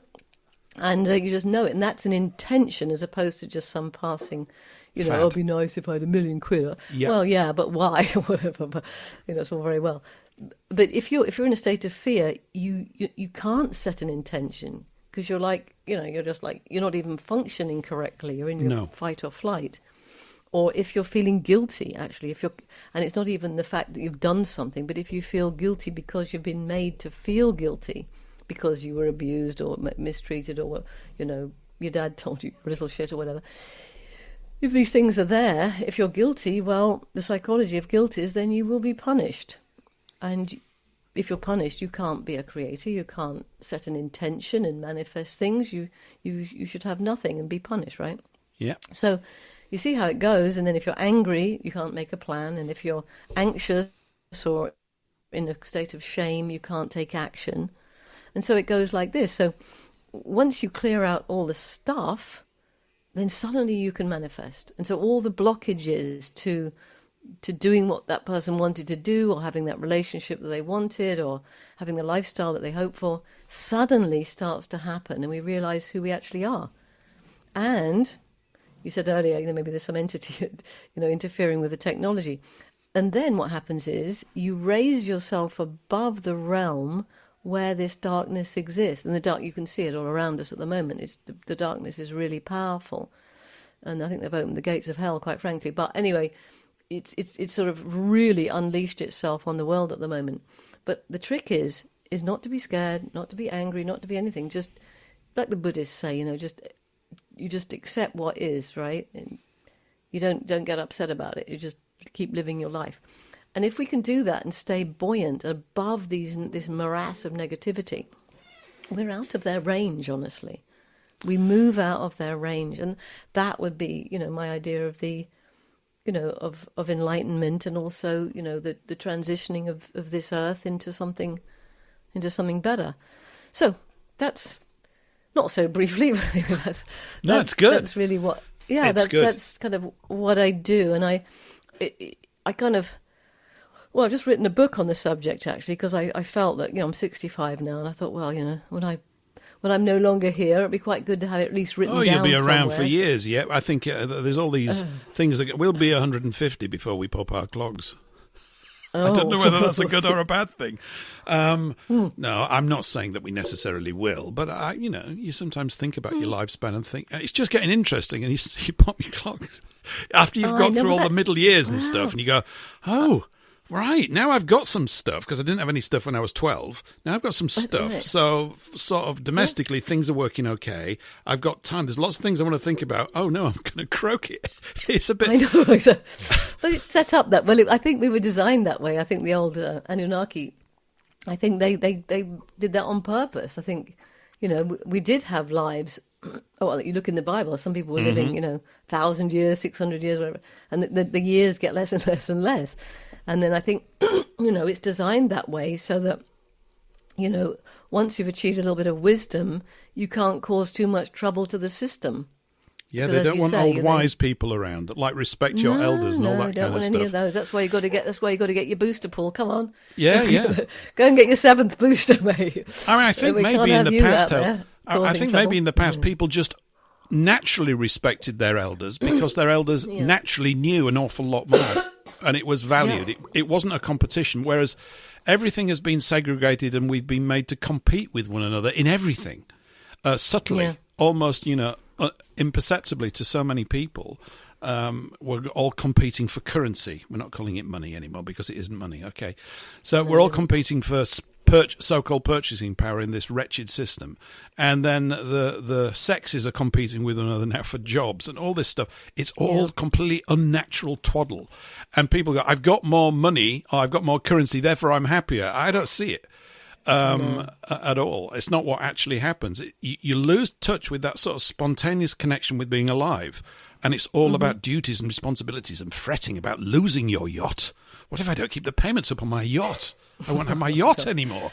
And they just, and then they go crinkly and old and they become more curmudgeonly in a terrible way. And then they end up running the world. And it's a reflection of their particular sort of worldview, which is, for us, I think, impossible to change for those people. They've got too much evidence in their back pockets that they're doing the right thing according to the game that they're playing, they are doing the right thing according to the dark game of the demonic realm. They are doing exactly the right thing, which is to do what the demonic realm wants them to do, to keep us in this constant state of producing what we call loosh, that negative emotion that I was talking about is called, one of the words for it is called loosh, which is feeding these horrible interdimensional critters that live in the astral realm. And, I think they've always, well, let's say always, put it this way, there's a whole other question, but they've been here for thousands and thousands of years, and they've set us up in this system in order to create the loosh. And we're just starting to figure it out that, hang on a minute, this system is totally inhuman. This creates the opposite, having a banking system with debt and all that. I mean, it just creates constant poverty. It just creates a sort of transference of wealth from the people that do all the work to the people at the top. But those people at the top, they're no longer the people, in my opinion. They are these interdimensional beings that have taken over the human body. And, with all this Epstein stuff, a lot of people have suddenly started to question this and start to realize that, demons and all this kind of Satanism is a real thing. And these people at the very top, they allowed themselves to be taken over. Mm-hmm. It was all part of the deal. Yes, I'm going to kill this baby and eat it and do these horrible things. And in exchange, you're going to give me all the power and money and, all the stuff, all the yacht and the house and the, girlfriend, whatever it is I want. I'm going to get it very easily. The stupid thing is these people could probably get a perfectly nice life just by doing some work. But no, they get caught up in this ridiculous thing. But they're being used. I mean, those people, they think that they're going to be all fine and dandy. No, it's like It's no, like they're in a lot of trouble. I don't know.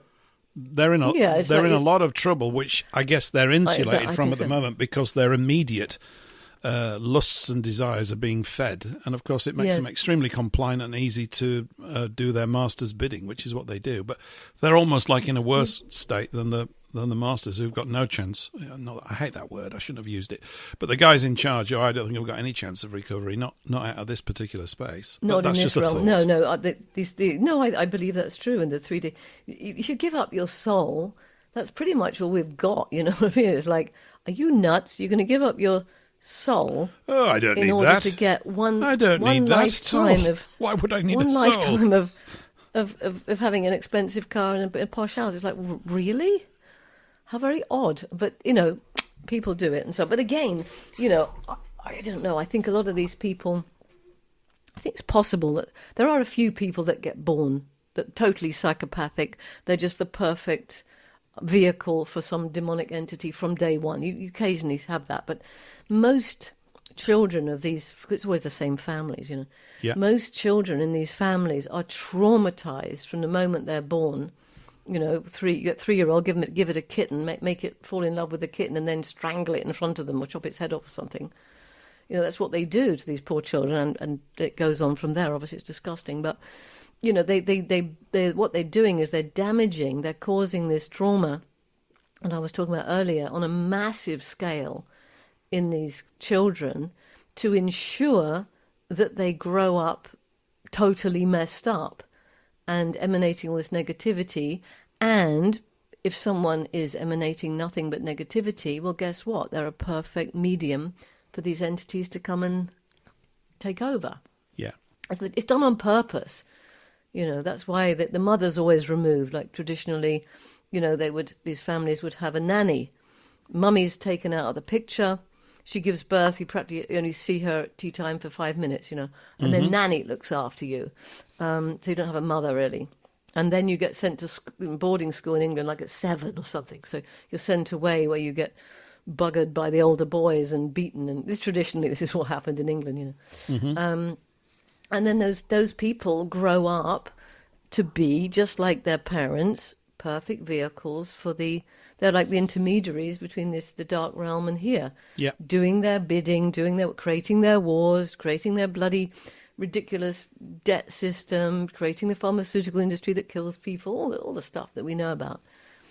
Well, you put a post up, didn't you, the other day on we mentioned Telegram, but on the Telegram group about the Anunnaki thing with regards to, and I'm familiar with Sitchin's work because it mentioned Zachariah Sitchin. I read that about 20 years ago. I think there's other books that are probably better than that, but I think he's not bad. There are better than that. Yeah. I mean, he's probably pretty well known. He picked most of his material up from other people as well, as everybody does. I mean, people say this is a bad thing. I don't know quite how you're supposed to work it all out otherwise, but it's I'm open to all of it. I reckon that the essence of all these stories exists in all of these stories. It's just that they're spun in a slightly different way. But it puzzles me why I don't know everything, Helen. I'm serious. You go, why is it I'm bumbling around? I don't even know what I am. This is ridiculous. Something amazing has created me. And then, you start off at that point, you go, well, I don't even know how my organs work, actually. And even if you described it to me, that just because I understood the description, that doesn't explain why they work. They work, don't they? Yes, what the life, yeah, exactly. No, I know what you mean. Yeah. And it go, so there's a bit like, I'll create these creatures and they'll be kind of clueless. You go, why would you do that? And one of the thoughts I mentioned the other week was, are we just some great big entertainment show for gods that were bored out of their heads? That, this is no good. We can't build any more mechanical things. Let's build a crazy creature that goes off, tangents and stuff. It'll be really fun to watch. I don't really mean this, by the way. It's just sort of one of these sad little thoughts that I have every now and again. Yeah. It's it is a bit of a puzzle that everything's so puzzling, but I suspect that in the past it wasn't. And so a sort of one of the things that they do is to create this confusion And yeah, I do think that we've got all the defense mechanisms to deal with it. It's just that we're in a process, I suspect, on a larger and ever-growing scale of realizing that. And people are applying their brains now to things and going, ooh, I really can do my own independent thinking. It's not very good, but this is only day one. I'm sure it'll get better. Because it's true, you know. It's not, is it? You know, you go, do you remember all that rubbish I used to think when I was 20? How could you think that? Well, given circumstances, I was likely to think that, wasn't I? You know. Well, you listen to your school teacher and you listen to the BBC, or what else was there? Oh, Mr. Newton, my English teacher, was magnificent, Helen. He was great. I've got some teachers that I still have an abiding fond memory for, and others which is the complete polar opposite of that. My chemistry teacher being case in point, who really, chemistry is amazing. It's the building blocks of existence, right? You wouldn't have got that from his class at all. There was no inspiration. Here's the context, lads, for what we're going to do. Right. Everything you see is made up out of all this stuff, and we're going to find out how it all works. And all right, count me in. None of that. There's nothing to put fire up. My chemistry was exactly the same. It was just, today we're going to mix this with that, and it's going to turn blue, and then... Yeah. Why are we doing that? I think my last chemistry exam, I think I got 18% because I was totally it's a little bit more than I got. That was bad. Yeah, I didn't understand it at all in those days. I was like, what? Oh, it's just I shudder thinking about it. Warm afternoons at the end of the sort of, in June before the breakup and everything, in this boiling hot laboratory with this man droning on, and everybody trying to sort of throw sodium or whatever it was into the water to make it explode and stuff like this, and Bunsen burners and just the whole thing. I'm just sort of shuddering thinking about it. I learnt nothing. And yet, when you look at sort of occult philosophy, hermetics and things like that, and what the Greeks did, I mean, the Greeks, through logic, simply proved the existence of the atom. Which is amazing stuff. And there's also, you also sent a clip in, this is just tapping through to something else. You sent a clip in from Catherine Austin Fitz. In fact, I played it last week. Etta Volk was in the last hour last week. And I put it on, it's an 8-minute clip, and I realised it was a bit too long. But the first 4 or 5 minutes were the bit I wanted to get across. You probably remember it. She's being interviewed by some bigger podcaster than this show. There are such things, unfortunately. And... he was at the moment. He was shocked when she said that basically there was, demonic and angelic influences at work, and she absolutely meant it. And he was like, "Oh yeah, really? What? Wow!" And she's going, "Yeah," and it echoes what you were just saying a few moments ago, that these guys have strayed too far into the dark, and I don't think they're ever going to get out of it. Or at least I can't conceive of it. Maybe there are, I've often thought that God's patience is almost infinite. I like that as a phrase, almost. Not quite. Yeah. Almost infinite. I don't think that. No, I think once you've gone past a certain point and the entity's taken over, these people, they kind of get hollowed out. Mm-hmm. You know those insects. There's a certain. It's sort of like this is sort of a grasshopper, I think, that gets. Something lays its egg in this grasshopper, right? And then that thing grows inside the grasshopper, and the grasshopper gets eaten. Yeah, it's like Alien. It gets eaten from the inside out, but the grasshopper walks across the grass and plops itself back in the pond, right? Which is where these aphids or whatever they grow, whatever it is. Yeah. But it's not actually. It's the thing has taken over. Probably, I don't know if it's brain or whether it's just mechanical stuff. But this thing walks across the grass, but it's dead. It's completely dead. There's something else operating within it. And I think these people, like the sort of Bill Gates of this world, or the Trumps, or the whatever, or the other twit that you have in England, these Which people, other one? There's so many to choose from. Which one? I know. There's thousands of them, I tell you. We've got a bad case of Twitteritis around here. They're just all twits. It's unbelievable. Twits, yeah. Oh, my God. But they are. They're literally... They're literally they're hollowed out and taken over completely, and so that's it. They've gone. There's nothing left. People say, "Oh, you can't kill it. You can't destroy a soul." I have to disagree. I think you actually can destroy a soul. Spirit's something else, and not everyone. I know this is maybe everyone doesn't agree. Not everyone has a spirit, in my opinion. There are things called NPCs and all of that. Yes, but. Probably. There probably are. I've mentioned it before. Eleanor Blavatsky. But the soul, which is the thing that... Yeah, Madame Blavatsky. Yeah. She was involved in an event... She spoke about that, right? Yeah, she did. Yeah, a few years before her passing, she was witnessing people that had no spark in them, literally through one of her guides. And his explanation was that these were creatures that had been created a long time ago during the decline period of Atlantis, where they were trying to create a slave race and they couldn't put a soul in them. But then it all depends on where you think the soul is. I don't think it's in the body, you see. So I think it's almost like a radio transmitter somewhere else. It's got to stand well back. No, it is. No, it is. Well, the spirit, I think, is completely outside of this. The soul does mostly abide in the body. What's the difference, That's Helen? the thing that makes your organs function. That's the thing that is the life that turns this, mass of atoms and proteins and stuff. That's the thing. So, yes, and you can, I don't know. I forget where I was going with that. But anyway, carry on. Sorry. Well, I was just thinking, what's the difference between the soul and the spirit? Well, how I think of it is the spirit is outside of this matrix that we're in, and the matrix includes the astral, by the way, which is where these entities live, and it's where the fake heaven is and all that. So the spirit is outside of there, and I think these spirits, we were sort of attracted into this realm at one time, way back, when it was, hey, come and try this new game we got. It's called 3D. It's super cool. You get to, do kissing things and eating things and having fun and swimming in the sea. And it's really great, right? Because 3D, it's kind of different, right? Mm-hmm. So we said, okay, let's go. And so we were attracted in. But then I think what happens is all archons then just slowly just closed it down and put a grid over it. And then ever since then, we've been dying, being reprocessed, being reprocessed, and we're just in this figure of 8, like the symbol of infinity, which is absurd, because if infinity wouldn't be a figure of 8, it would be a line which stretched forever. Would right? it? But anyway, so we just we die. We go to the light. They say, "Oh, you were a good boy. You should go back and help the others." We go, "Oh, okay, then pop off you go back down there." They mind wipe you, mind you. This is the bit that got me interested in it. I thought, well, this is interesting. And they go, oh yeah, it's all for your development. It's all so you can develop. Really? Okay, so why have you just mind wiped me? So all the stuff I just learned and all the evolution that I just made is completely gone. And this time you're stuffing me in a family where I am going to be raped when I'm 3 and then turn into a prostitute when I'm 25 and then be dead of heroin by the time I'm 26. What exactly did I learn from that? Nothing. Well, I don't. It's a big question. I mean, it's massive. I think a lot about memory. I remember to think about memory. I do at least remember that and what it actually is.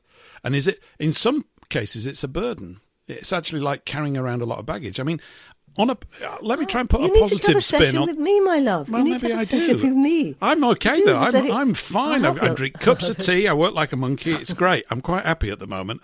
I'm trying to not get too big for my boots, even though they are size 12. And but I think just the mind wipe thing that you mentioned. One thought that I have had is, if it is in a positive sense, as if we are stones being polished down here. That's just one way I think of it. And you go, look, you're in for the long haul. How long is that? Well, forever, actually. And it's always going to be interesting, which means there's always going to be the dark and the light. There has to be. The light comes out of the dark because you can't see it otherwise, unless it's against a background of darkness. And you get into all these sort of philosophical understandings of things, which are extremely enriching and nourishing, actually, in terms of thought processes. But if it's the case that you had done clumsy, stupid things or whatever in the past, the idea is the reason why you're not going to remember that stuff is you won't learn what you need to learn in this edition of your life. In this particular chapter, right, you're going to be, it's as if I've often thought, before you go down here, right, what, I'm going down there to be a baby? Yep, that's right. And what will I know? Not much, mate. You won't even remember this conversation, but we can talk about everything now. You're going down in about 15 minutes. Really? Yeah, we think so. We're looking at the clock. Your mum's ready. It's all about to go. And you're thinking, okay, they just say, you're going to go down there and learn some new stuff. And you have to have that openness of everything so that you learn and pay attention to the things that you're really going to pay attention to. Because if you go down with a lot of received wisdom, or what you consider to be wisdom, having led what must have been to some degree a slightly flawed life, unless there are people that live perfect lives, whatever that might be. And I think in a way we all do, actually. I think that it's perfect, it's just sometimes it's perfectly awful as well. Yeah. But you have to say it's only the hard lessons that teach you stuff. I mean, I'm serious. It's the tough stuff that you never forget. You don't forget that. And you go, that was really stupid. I'm not doing that again. And when you're young, you do a few of those things, like put your hand in the fire or whatever. Actually, I never did, but my brother did, and he never did it again. And stuff like that. So it might be a positive to it, that you have to come down fresh as a daisy, so that you're like a blank slate.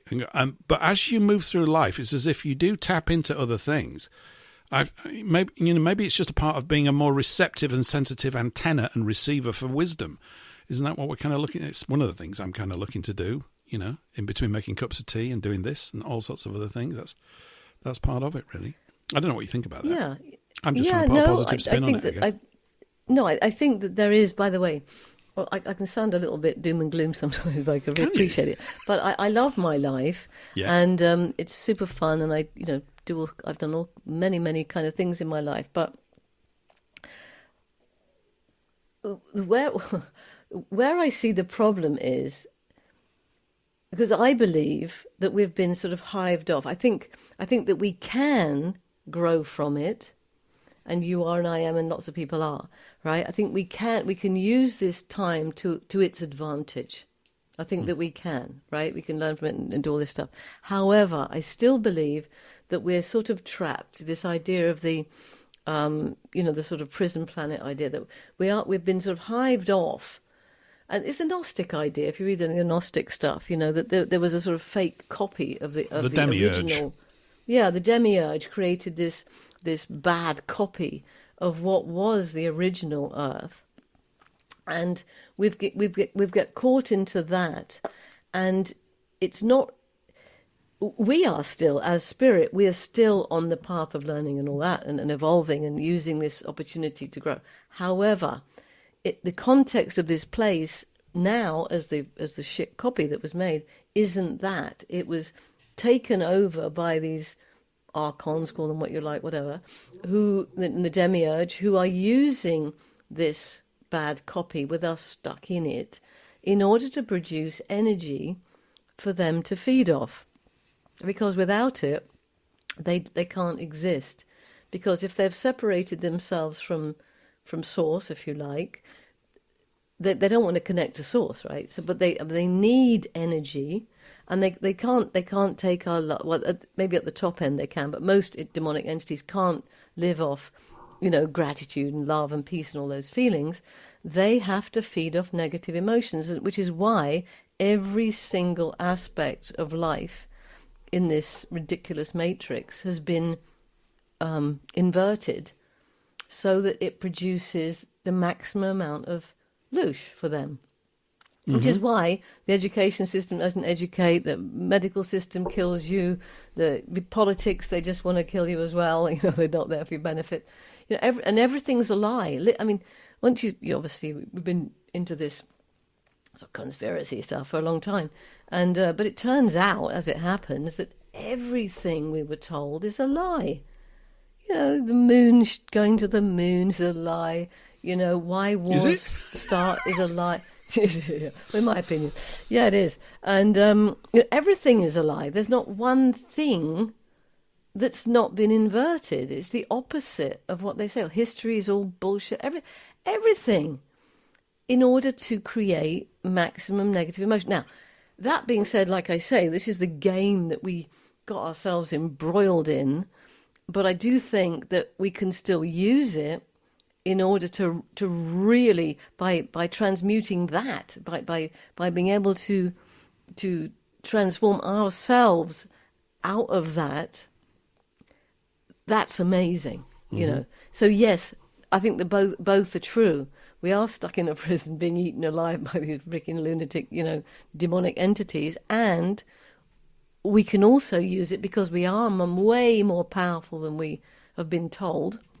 Because, of course, that's another lie, that we're just some, You know, we were just some accident, and you know, we evolved from an amoeba into an ape to a ridiculous bullshit. All this Darwinian crap, patently not true. So anyway, that's so I see both are true. You know what I mean?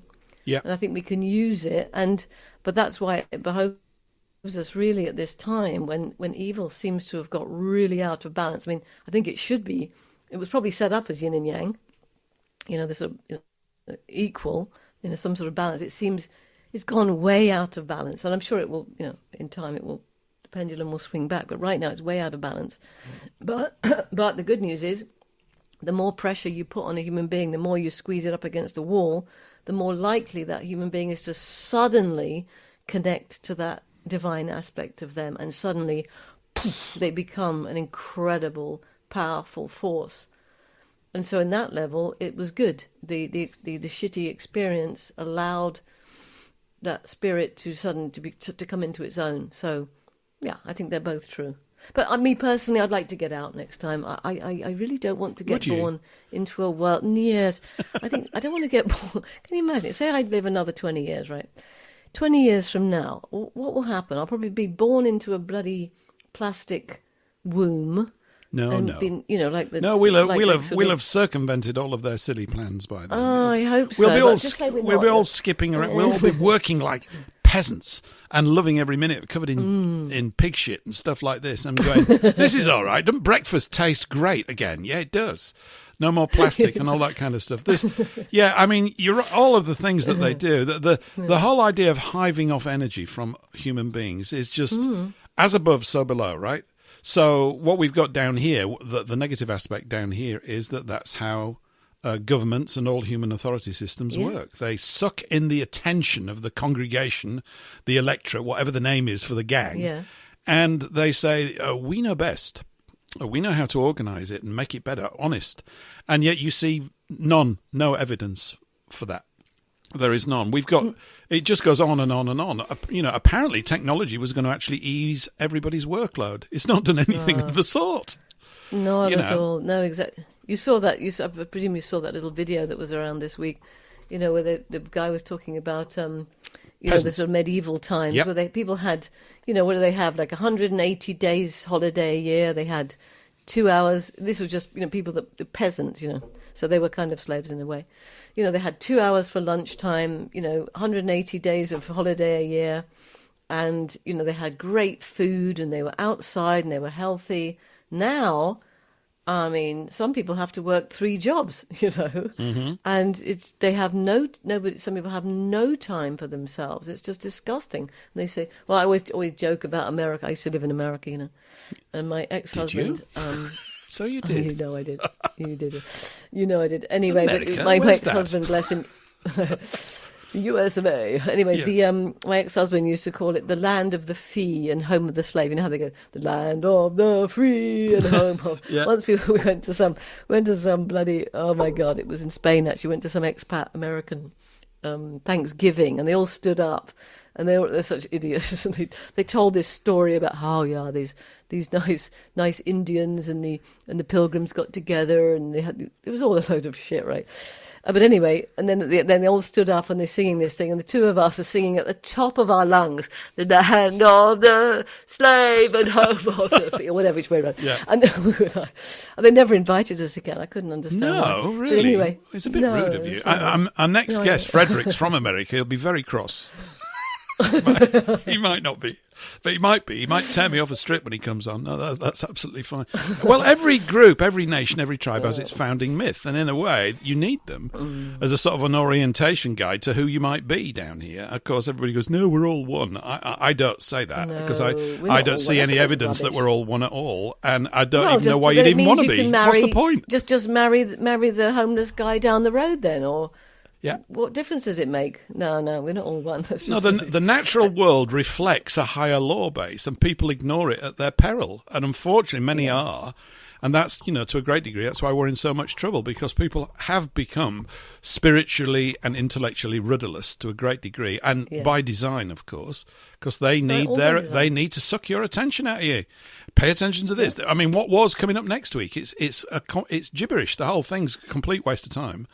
And it stops you actually building that pig pen that you need to build. Oh, I've got to worry about this. I wouldn't do that if I were you, right?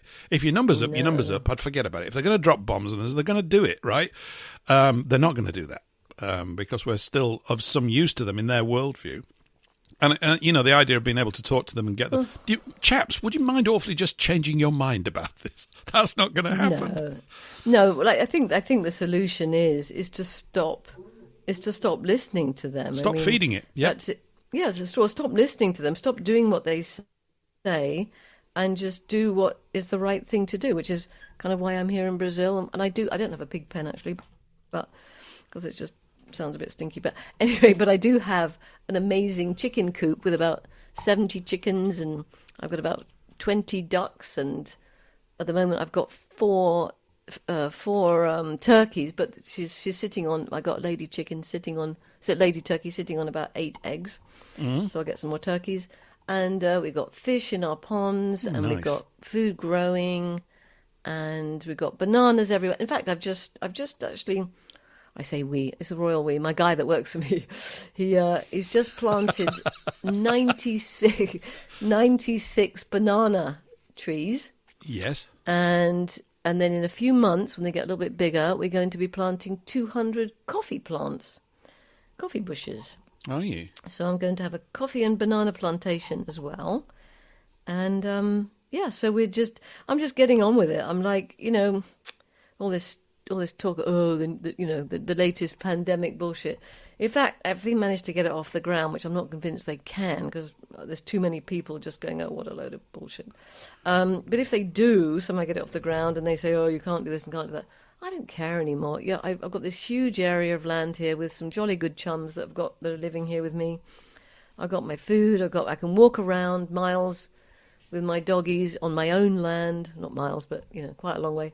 And I'm like, I'm not going to play it anymore. I don't want to play their silly games. I'm not going to wear a mask. I'm not going to do this. I'm done. I don't care. They don't scare me.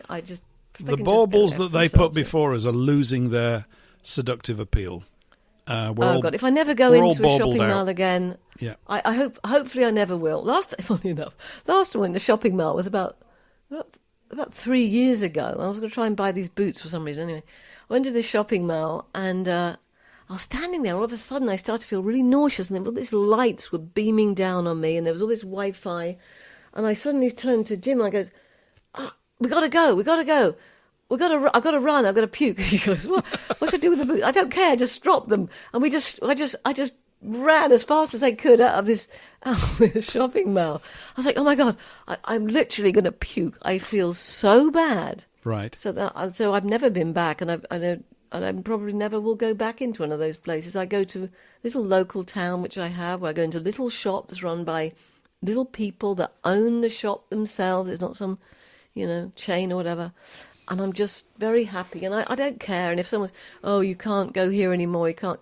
So what? I've had a great life. I've lived in all different countries. I've been to thousands of amazing restaurants. I've made love to lots of people. I've travelled all over the place, been to loads of beaches, been on yachts, been on, I don't care anymore. I'm like... Sounds pretty good. Yeah, well, it was good. That's why I say I've had a great life, and it's still having a great life. Yeah.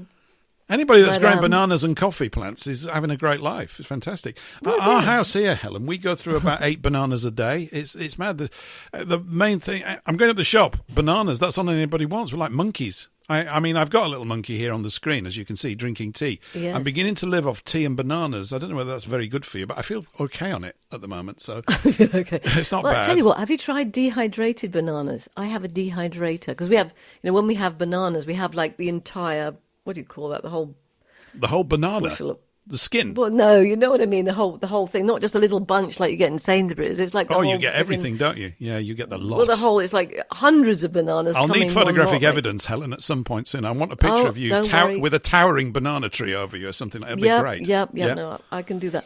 But anyway, so when we have them, there's like ridiculous number of them, and so I've got a dehydrator, right? And I put them in, I cut them in half, and we've got all sizes. We've got ones that are the size of your little finger. They're so cute, and we've got these. They're all different sizes, and we've got some red ones with red skins. But Brazil has loads of different bananas. It's great.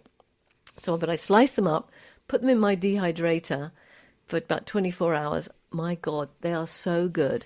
And I put them in a jar, and I'm a bit like you. I eat about 10 a day. I snack on them. I adore them. So hopefully it is good for you. I think it is. Lots of potassium and stuff like that. Yeah. There's plenty of potassium. It's nothing compared to just spooning potassium straight into your mouth, which I do. We've got a big jar of it. I'll have some of that. And that's pretty good. The other thing I'm glugging is black seed oil. You're supposed to have a teaspoon, but I can't be bothered anymore because the spoon gets so oily. So I'm the only one in the house. So it's like drinking liquid dirt. It's the most aggressive sort of tasting thing on your tongue. I love it. It's really rough. I love it. Very good for you, but very good for you, yes. Yeah. I have some. I need to get back into it, actually.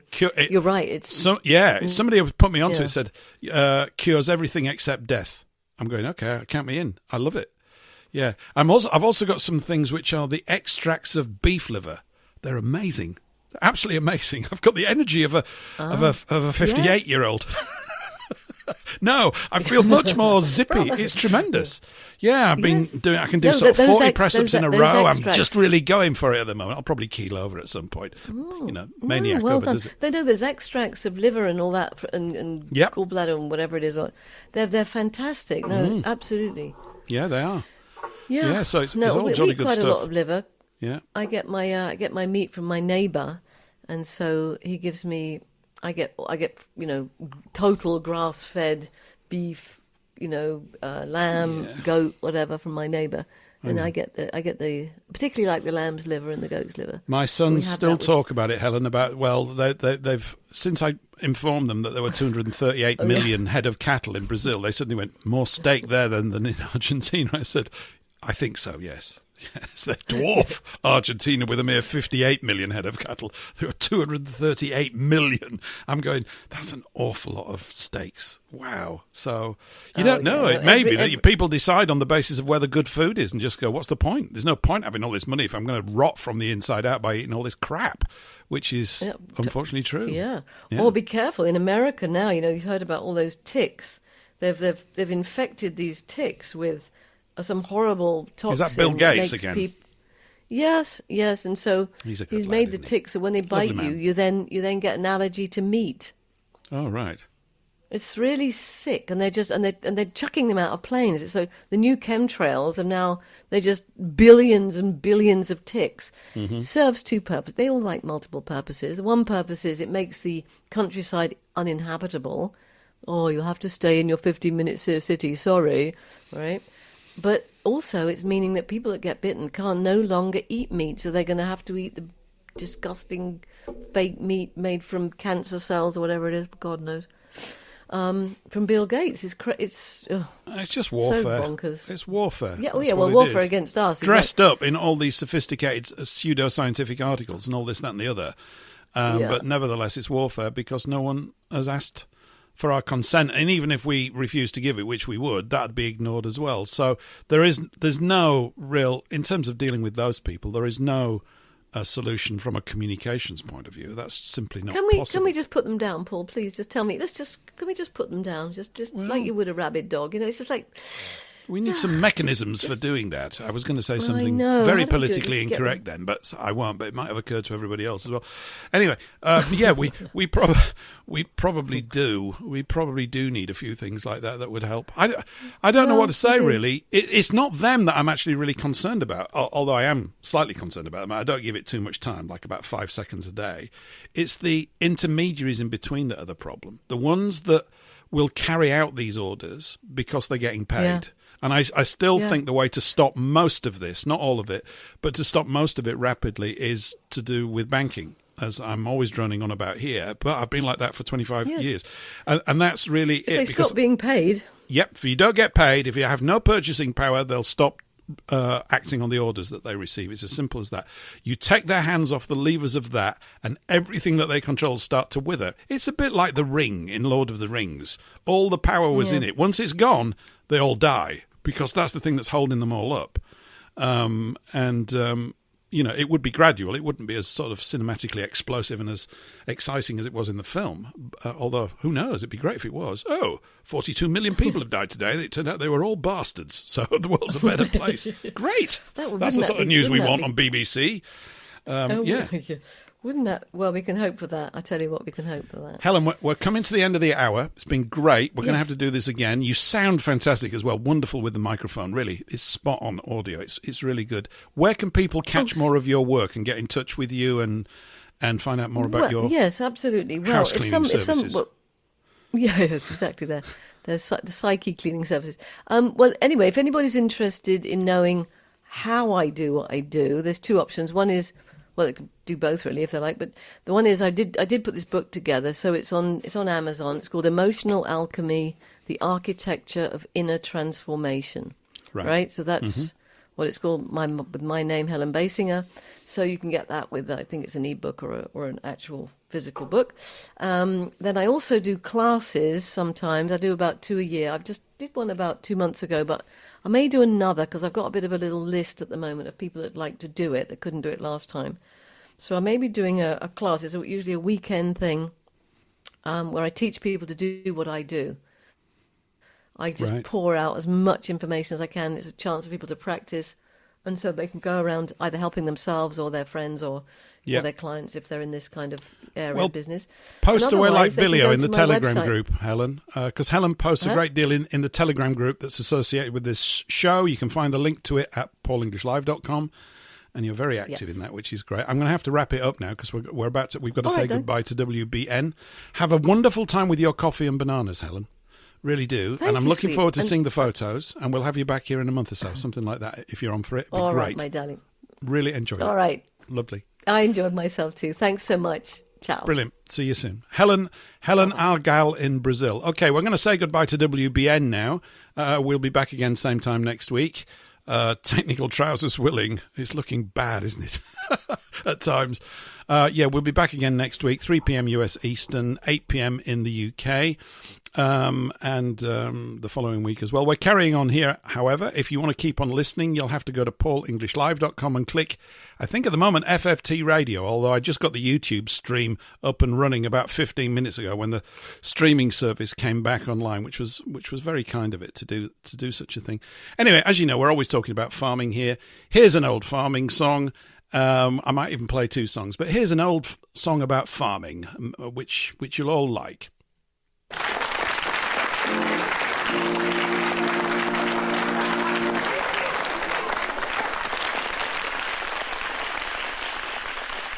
Hello. A few days ago, I got right away from this smoke and smog and beastliness of the city and slipped out into the country. It was a wonderful day, but of course I got lost. Normally I wouldn't, but I found myself that day down on Jollity Farm.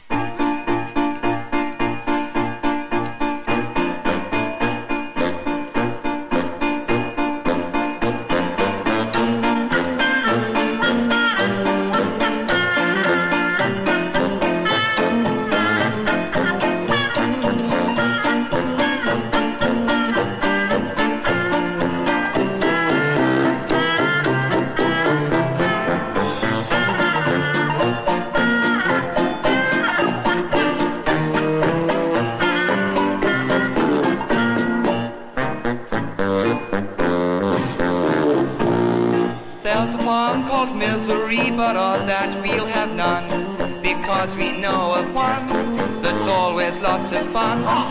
This one's name is Jollity, believe me folks, it's great, for everything sings out to us as we go through the gate.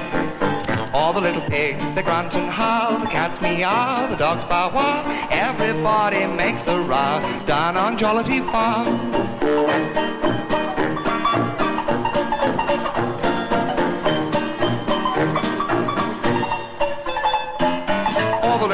They grunt and howl. Grunt, howl, grunt, howl. The cats meow. Meow, meow. The dogs bow wow. Ruff, ruff, ruff, ruff. Everybody makes a row down on Jollity Farm. All the little birds go tweet, tweet, tweet. The lambs all bleat and shake their feet. Everything's a perfect treat down on Jollity Farm. Regular as habit, the cocks begin to crow, and the old buck rabbit sings, Knock it up a jumper. Do-do-do-do, all the ducks go quack, quack, quack. The cows all moo, the bull does too. Everyone says how do you do down on Jollity Farm.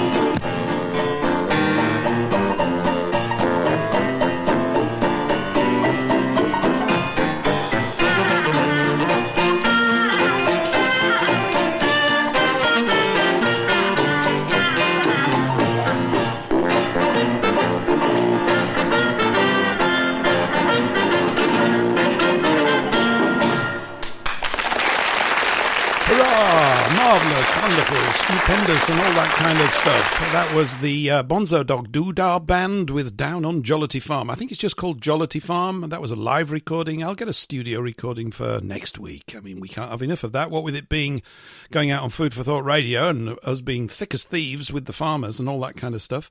Anyway, welcome back to Hour 3. We're here through to just before 11 o'clock. And the only place you can hear this now, I think, is FFT Radio.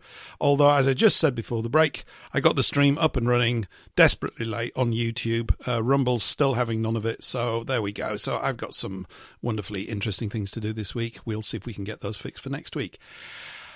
Our guest is here. In fact, he's been here for yonks. I don't know what's going on. But Frederick, hello. Good evening. How are you? Greetings, good sir. Happy Thursday from Blackjack Mountain, North Kakalaki. Oh, storming like crazy. I hope the internet stays up. Yeah. What, have you got a storm going on, have you? Yes, we've got red dots all over the radar map, and the power has been flickering all through your show, but so far it's stayed up, so hopefully we won't have any problems. I'm sorry you had problems. It's in keeping. Yes. But a great show. I thoroughly enjoyed Miss Collie Spell and Miss Helen. That was some great information. And I know. I just thought we'd better get a bloke in, I thought, to sort of balance it out a little bit. It was just all ladies, tonight, because I am a bit of a ladies' man. Well, so if you're going to start out the show with Northern Scum, you should finish it with Southern Scum. So yes. I'm from the U.S. South.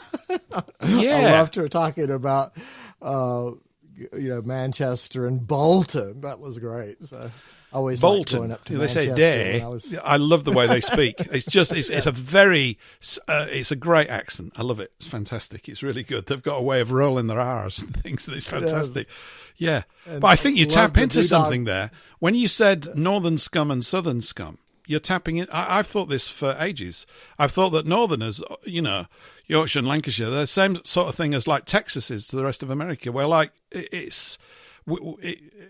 York should have been the head of the whole thing, you see, because it wasn't. And they picked Londinium instead and all that kind of stuff. Actually, we were always going to get beat because they got that massive river. But there is a sort of begrudgingness up north about bloody Southerners and things like that. I don't hold that, by the way, having spent a long time living with people from the south, and they're fundamentally no different. You've got oafs and you've got really great people wherever you go. It's not literally limited by that.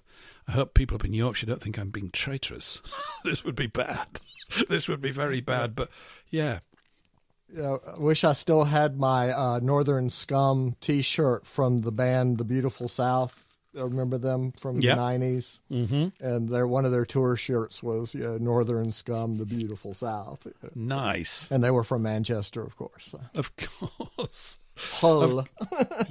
Hull. Yeah, they were. Hull. Yeah, they were from Hull, which my dad used to travel to Hull on sales trips and things like that, but he always used to call it hell a bit every day. Although it wasn't as bad then as it's become, and they've got some fantastic fish and chip shops up there. Not that I would know, because I've not been there for 50 years having fish and chips, so it's quite a while, but they did have back in the 70s and stuff like that. So if you're struck by lightning, we'll know what's gone on. I mean, you have been inspirationally struck by lightning, Frederick. I know that, but I meant sort of literally. Literally. Yeah. Yes, if you hear a sizzle on the line, you can just go to something, play some more music, like the Doodah Band. I enjoyed that. They're such an obscure band, and they were in the Magical Mystery Tour, the Beatles movie. Yeah, they were. Yeah, they were. Death Cab for Cutie. A lot of little esoteric information in that song. Yeah. Oh, they're just, yeah, they're a refined or a developed taste. I don't know. We loved them when we were teenagers. We used to play it all the time. There was one album called Gorilla, I think it was, where someone was just dressed up in a very large gorilla suit. Probably couldn't be done these days. It'd probably have, implications or something like that. But back then, it was all part of jolly old English fun, and it was great. I remember seeing an interview with them one time where they're saying, well, how did you get into all this sort of music? And at the time, in the 60s, there were all these old record shops in and around London with all these 78s. Nobody was buying them.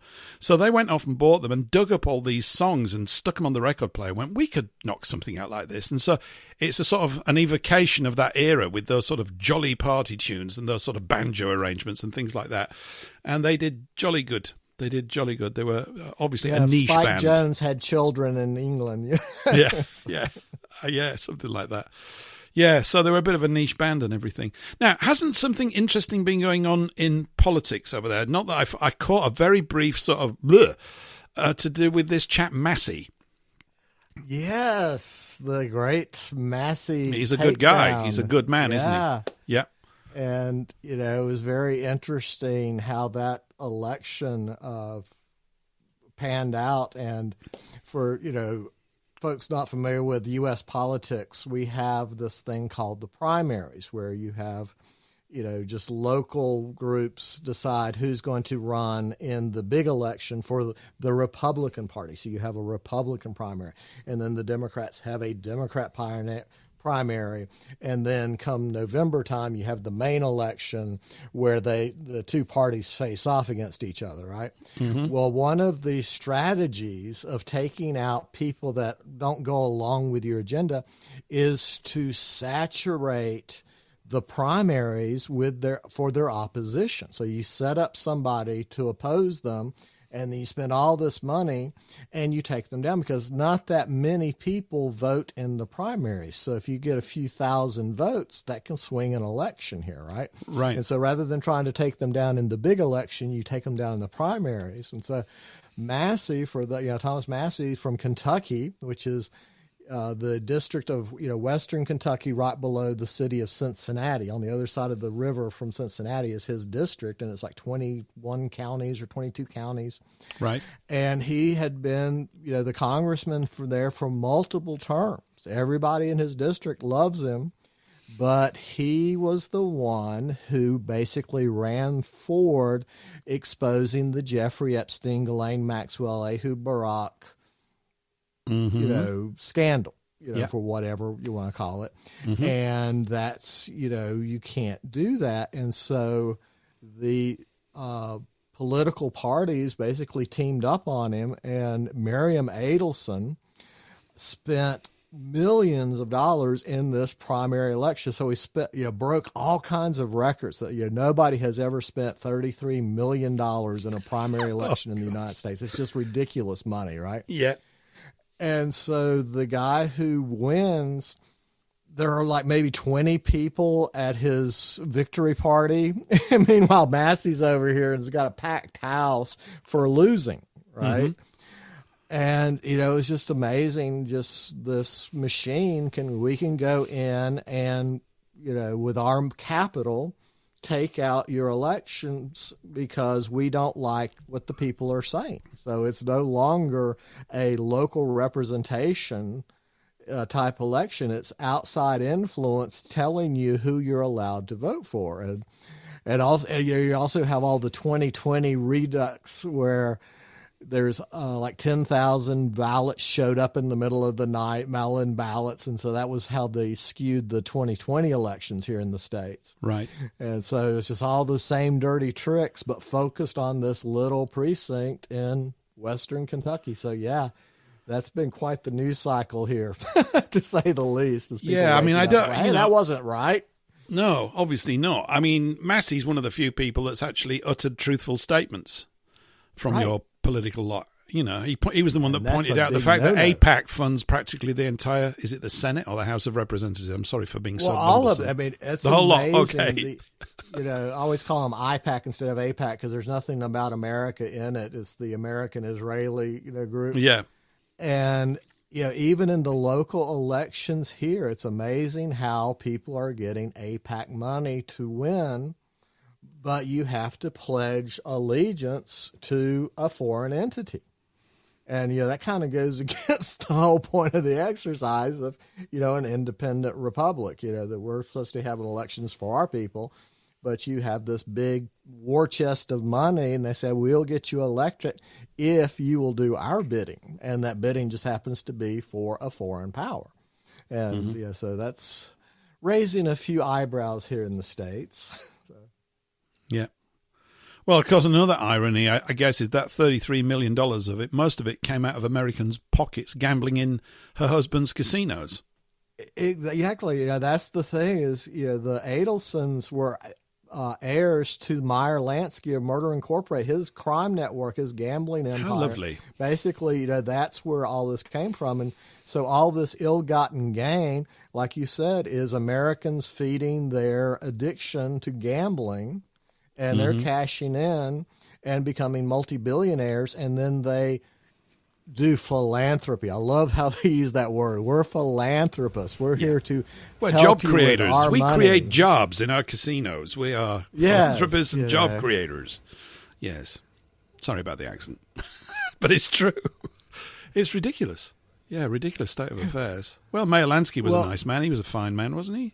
Yes. Lovely, they have bloke. statues of him in Israel. Do they? Yeah. They don't. Yes. Really, do they? Yes, I'm serious. He is a hero. Just like Jonathan Pollard. Meyer Lansky is, considered a great guy. He was doing it because especially in the first part of the creation of Israel, he was not only sending money over, but also sending weapons and was getting special permission from the FBI to do so. So, nice. All those Israeli settlers before the Nakba, were getting set up financially and weapons-wise from groups like Meyer Lansky's Murder Incorporated, the Purple Gang, the Stern Gang, the Oregon, and the FBI was like, well, it's for a good cause.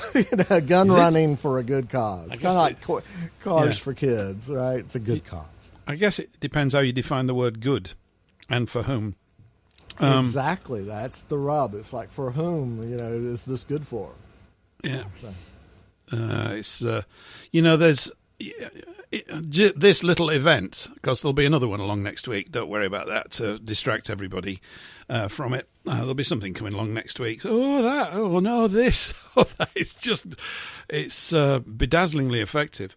But it's like, it's a good example, or it's an example of how we are assisting in our own destruction. Is it not? It seems to me. I mean, it's one particular area, but it's that. And I am reminded of a spider. Now, I can't tell you its name. Maybe I'm repeating this. Maybe I said it last week or recently. I don't know. There's a spider that goes into ants' nests. So it's alone. It goes in, and they don't attack it. And it's one against, I don't know how big ant colonies are, but they can get quite big, can't they? Hundreds of thousands, this sort of stuff. And it emits a gas or some kind of odor or pheromone or whatever it is. And what it does is it warps the brains of the worker ants, and they kill their own queen, thereby destroying the colony. And it seems to me that there's a parallel here with what's going on. This is more dark stuff, because I am optimistic. It's not the right word, but I do feel buoyant about our chances, to be quite honest. This is just a sort of casting a gaze into the area of darkness. But there's definitely that aspect going on that people are still like suckers. We've got them all over here. Still think that there's some kind of political solution to all of this kind of stuff. I mean, there is a political solution, which is to ban politics or to shut parties down or to create only independent candidates. But that's not going to happen. And I'm talking at my bottom if I think it is. And I don't think it is, But, so poor old Mr. Massey. I liked him. He was good. He's always the ones that you like, isn't it? It's always the ones that say a bit of truth. You go, we'll have a bit of him. Oh, no, you won't. We get rid of him. Well, what's interesting, his concession speech, he really let the plan slip that, this is the beginning of something bigger, that he may have lost this election, but this is going to start something bigger.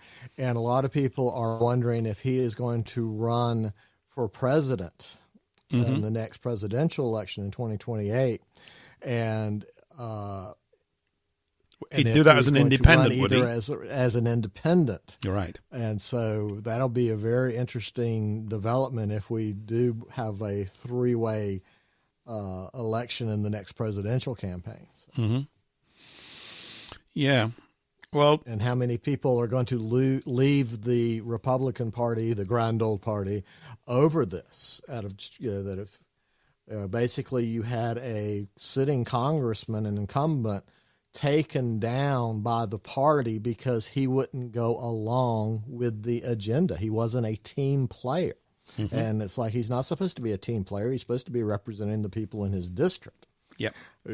That's what they elected him to do. And it's like he's being put down because he didn't play ball with the agenda.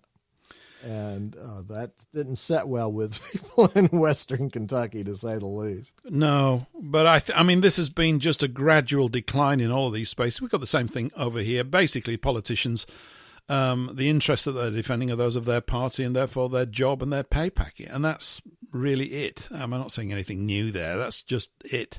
If you had independents in each county who understood what was going on in their county and could put things right. But everything has been, it's this, gradual movement towards communist control through centralized power. And it is communism. I mean, I prefer communism to globalism because globalism's just the new imprint for it, but that's all it is.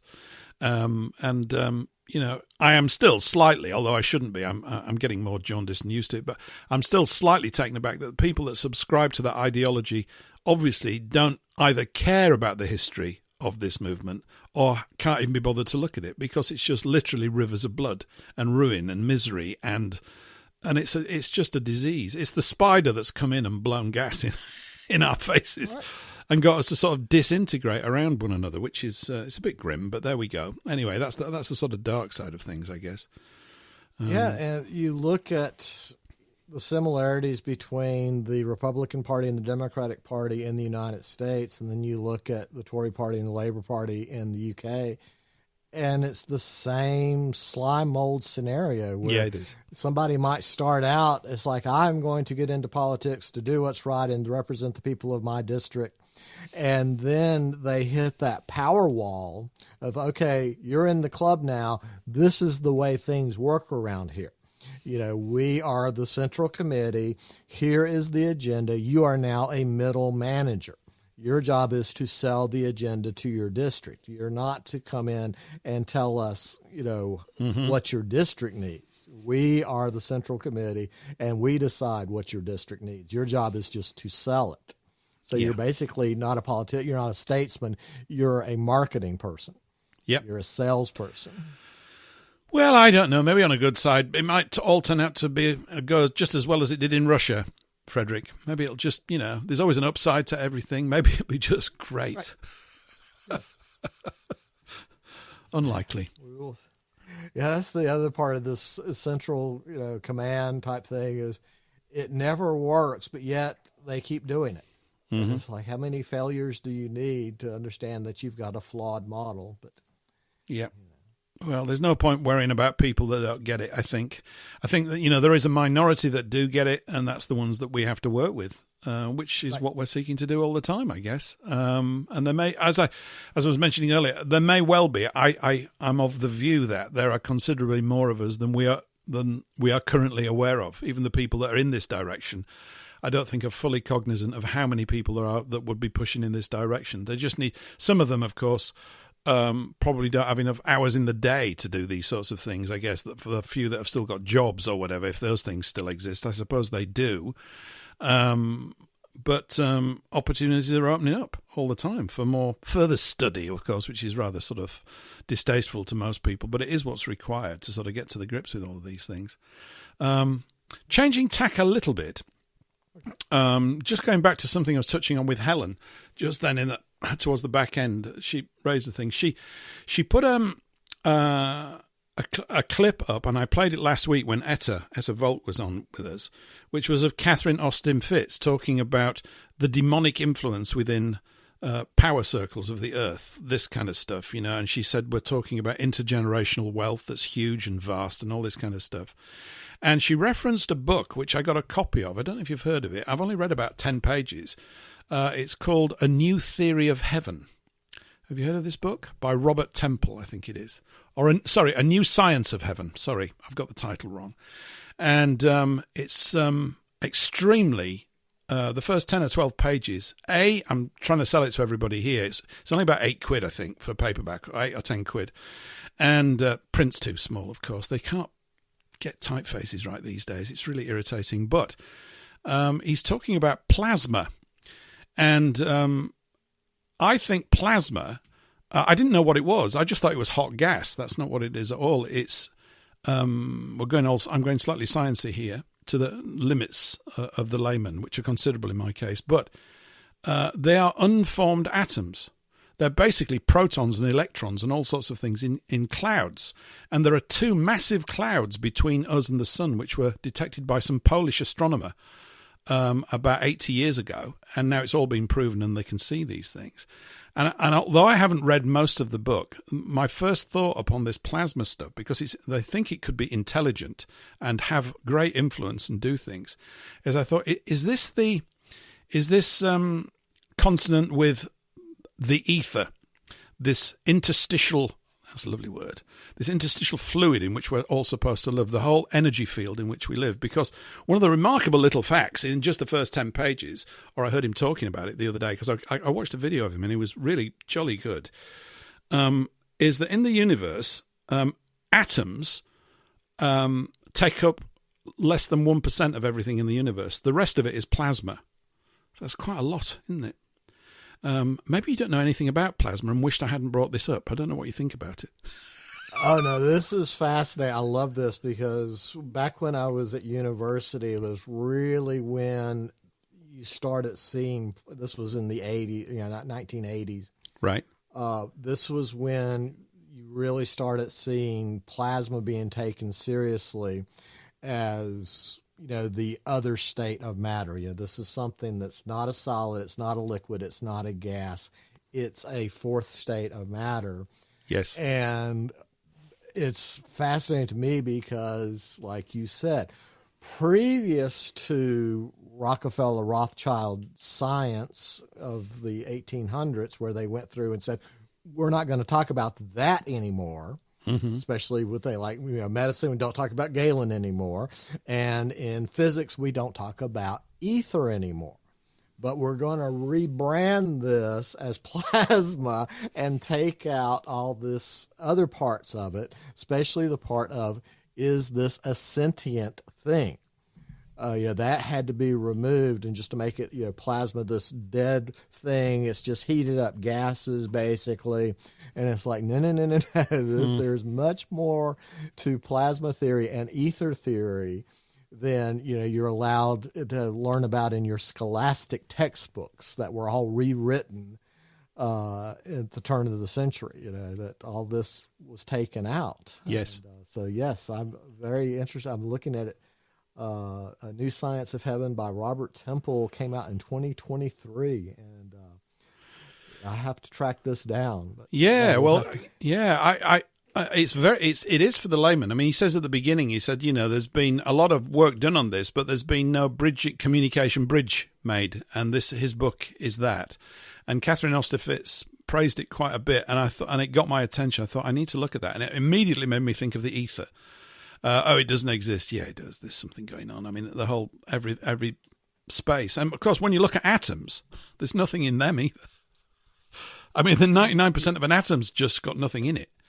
That was one of the things when I was, really getting into the esoteric side of quantum theory and, subatomic particles and quarks and muons and, all these other particles that people were theorizing about, is the amount of empty space, that the majority of everything is empty space, that this little tiny proton and this little tiny neutron and then these teeny tiny electrons, but the rest is empty space. And it's like, why can't I stick my hand through this wall if it's mainly empty space? So that's one of the things I always got fascinating with a lot of the early Gurdjieff work, and I'm trying to think of the oh God, who was the guy that used to hang out with Gurdjieff and did all the books?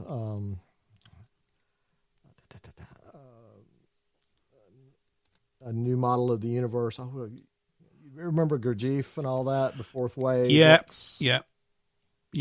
Or it used to be pronounced Gurdjieff around me, but I quite like Gurdjieff. That's quite all right. Yeah, he wrote some pretty thought-provoking stuff.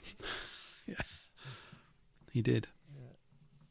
Why is it to him that you were learning stuff about plasma or ether and things? Was it? Well, did he that write was on that? the thing is, getting into, like, at the same time in the 80s, I was reading all the esoteric stuff, all the Freemason stuff, and getting into people like Gurdjieff and Ouspensky. That's who I was trying to think of. Yes, Ouspensky's work. Yeah. And the way they handled things like multiple dimensions. I was really into what exactly is a tesseract, what is a hypersphere, and we're looking at the universe at a very limited. Okay, this is our optical range, this is our audio range, but there's far more in heaven than is dreamt of in our philosophy, because there are things you can't see, there are things you can't hear, and there are things that are there that are outside this three space. So when you start looking at things like plasma and how is the universe layered, and you get into things like Hilbert spaces, just the idea of how many dimensions are there, what is time and how does that affect physics. And so, this is, fascinating when you look at, plasma and then start looking at, okay, what is plasma in 3 dimensions? What is plasma in 4 dimensions? What is plasma in 5 dimensions? That kind of thing. Yeah. So and you just keep going back to what the Greeks, everybody were saying about ether. That ether is just this thing that is not only another state of matter, but it is like something in another dimension that you can skip through time. That's the other thing is, can you go into this space and do a slip in the time stream? And this was, one of the things H.G. Wells was, researching when he wrote The Time Machine. It's like, what is this 3 space? I can be in the same spot, step out of time, and show up at the same spot 200 years later. That kind of thing. It's like fascinating stuff. Well, it is. And I think that, the Greeks just using pure logic to effectively articulate the atom by just shaving things. If I take a piece of wood and I cut it in half, and then I take another one and I cut it in half, I've got to get to what's at the end of it. And so they go and say, well, there's got to be a particle. There's got to be something that I can't cut anymore. Well, not with a knife, I guess, or something like that. And it's the whole thing about, I had a big problem with the ether because it sounds, 30 years ago when I first started bumbling into these things, and it just sounds like silliness. But the more you look at it, then you become aware of the work of Tesla and these other people and tapping into an energy field, and that there is no air in space. There is not as we know it. It's life, Jim, but not as we know it. And so I'm very much looking forward to getting through the rest of the book. So I might be whistling on about that intermittently in the weeks to come, everyone. Yeah. Yeah. Always like the comedian Emo Phillips, who would bring somebody on stage with them and give them a piece of paper and tell them to start tearing it in half. Yeah. And they said, now when you get to the very smallest piece, there'll be this huge explosion. And he goes over to the sides of the stage and he puts his fingers in his ear because they're going to split the atom when you keep tearing the piece of paper. Yep. Might be waiting a bit. Yeah. But it is fascinating because I think, John Pontes in the YouTube chat, and I can see we've got a few listeners on YouTube, so we're sorry that we were late. We haven't got any on Rumble. We've not been able to get through. I've got a few ding-dongs to sort out. Said, all is held together with God's word. I agree. The universe has been spoken. It's as if we're in a field of consciousness, and these are all the aspects of it, but the complexity of it is bedazzling to our tiny little minds. You go, oh, it really is a tiny little mind. I can't grasp all of these ideas. And it's as if the people, the ancients, as it were, they knew this stuff. They just used different words to express it, different rituals to symbolize it. different sort of forms to communicate it. I think we're using scientific language now because it's been given to us, yo-ho-ho. And this is how it's described. When he was, I came across a video of the author, I think, as I mentioned a few minutes ago, giving a little speech, summing a lot of this stuff up. He was also talking about a temple in Egypt that they'd been restoring, and it just sounded amazing. And it's become sort of like the number one tourist attraction now. It had a ceiling which was covered in years of cack from people cooking food inside this temple, which was disused. And they sent in a team of restorers, and they've spent 5 or 6 years restoring this stuff to reveal a complete planetary cosmic chart on the ceiling, on the dome, or on the flat ceiling, whatever it is. And it's apparently amazing. Because they spent an awful lot of time looking at the stars. Because if you've ever been to Egypt, there's an awful lot there. There's an awful lot. When you look at the Milky Way, you go, oh, it's really very big. It's really so silly big. And so from the very, very big down to the very, very small, and then you get these sayings like, as above, so below. All of the model of all things is here. It's just down to us, I guess, to some degree, to try and figure it out and make better use of it along the wonky path that we've been given. And a lot of these old temples, why were they so specific on the materials and where they were placed? Like, you have some that are near mercury deposits, and they have, copper spinets on the towers, and it's like, are you trying to channel some form of energy here? Is this, supposed to be a conduit between these, various metals? And I just wonder if the ancients knew a lot more about electromagnetism and, basically, the electromagnetic spectrum than we do. But they expressed it differently. But, there's a lot in those ancient temples than, it's just, this thing that is, I guess the thing that bothers me so much is when they redid all the scholastic books at the turn of the 19th century and put everything just in a little box. And so everything outside of this little box is just silly superstition and nonsense. Yes. And so you brought in this whole generation of people that, actively discarded all that ancient knowledge without even looking at it. And I remember trying to talk to my professors at university about some of these things, and just that they would make a point to humiliate you in class for asking the question. That was how bad they treat this type of information. It's like, oh, that's ridiculous. You have no point. You actually have the head of a department telling you that you have no place here if you think about things like this. We're here to make engineers, and it's like, well, can I ask about things like this? There's no such thing as a bad question. It doesn't exist. It doesn't. There's no such thing as a bad question. I'm not aware of one. It might be 5 minutes later viewed retrospectively as being silly at the time, but it got you to the next point of thinking, didn't it? That's what they are. They're like, they just push you along. You go, I don't get this. And people are not willing, of course, you're trained at school, to ask questions because of the very scene that you just described. The humiliation, apparently, in front of the rest of the class. Frederick, are you asking questions again? Questions again? Well, it did occur to me that I ought to be doing something like that. Yeah, so, we don't need you doing any of that questioning stuff. There is something sort of freakily disturbing, I find, thinking more and more about the late 1800s and the early 1900s. One does get a sense, and maybe it's this Tartarian stuff, of which I am but a neophyte in terms of looking at it, but I'm kind of bedazzled by a sort of feeling that I have about it, which I don't like, but it's sort of, it's addictive in a way, that there's, the things that you envisage for a more, how can I put it, elevated world seem to have existed. There was something the other day that somebody sent me about all these brollies that people used to carry, supposedly, back then. I have to say that. I can't prove this stuff, but they all had copper on them. They had copper tips, and the men's walking canes had copper handles and copper tips to the ground. Why? Because they were earthing themselves and charging their bodies up. And of course, this is where you need to put your brolly down if there's a lightning storm, because copper and lightning get on like a house on fire, and you'll be incinerated.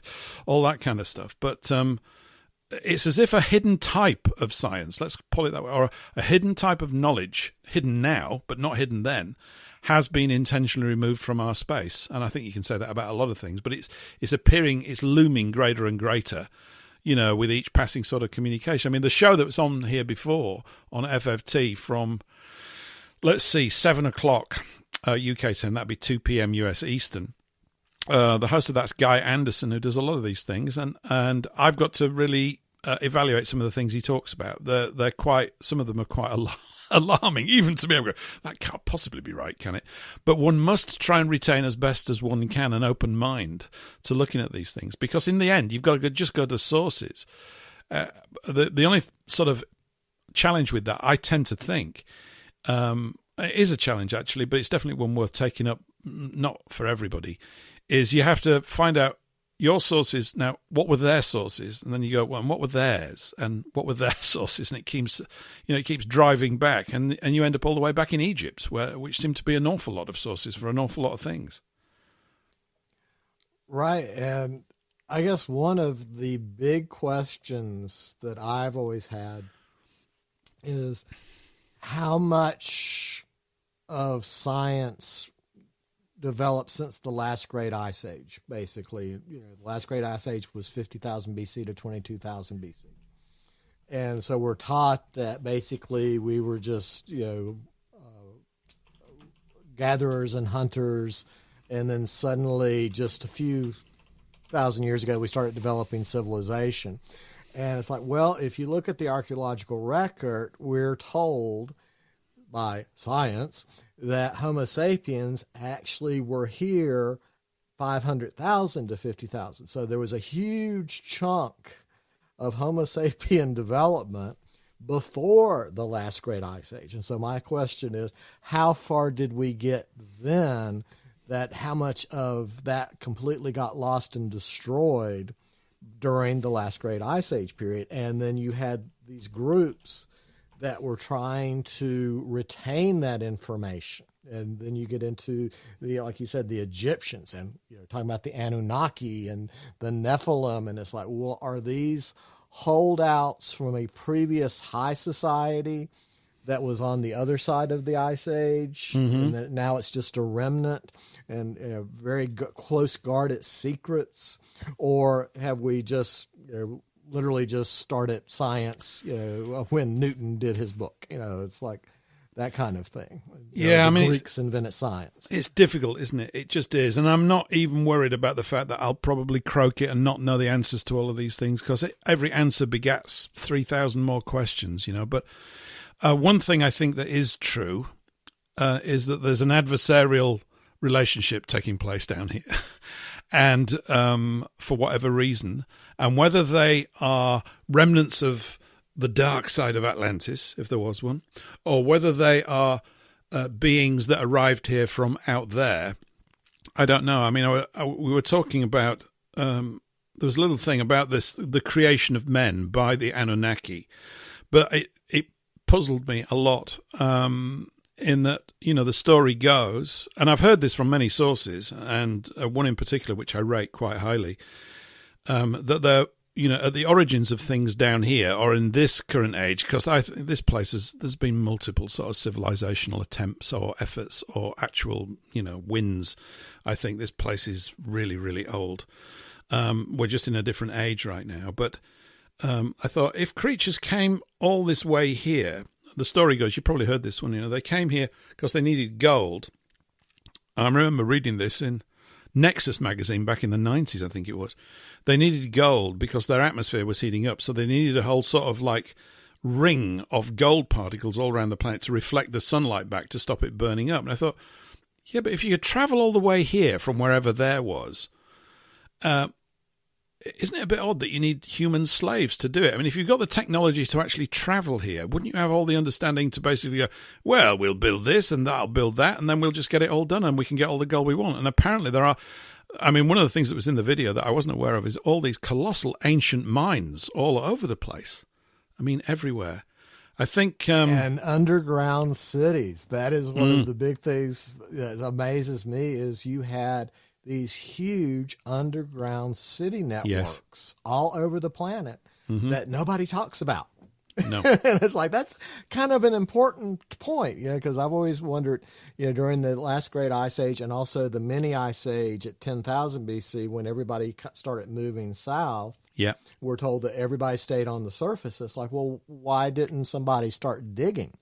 Then you would have a perfect, chamber that was not exposed to the freezing elements above, so dig down. And then you find that, yes, there were indeed all these big mines. They're big. And there were all these big underground cities. They're really big. It's the scale of these things. You go, whoa. I do. You get blown away by scale. Scale is awesome for us 6-foot humanoid types. It is. You look at those. Go there's out a door. and dig a post hole. Yeah. It's just how much effort it takes to dig a hole to put a fence post in. And then you say, okay, now we're going to go into the side of that mountain and build a city. I know.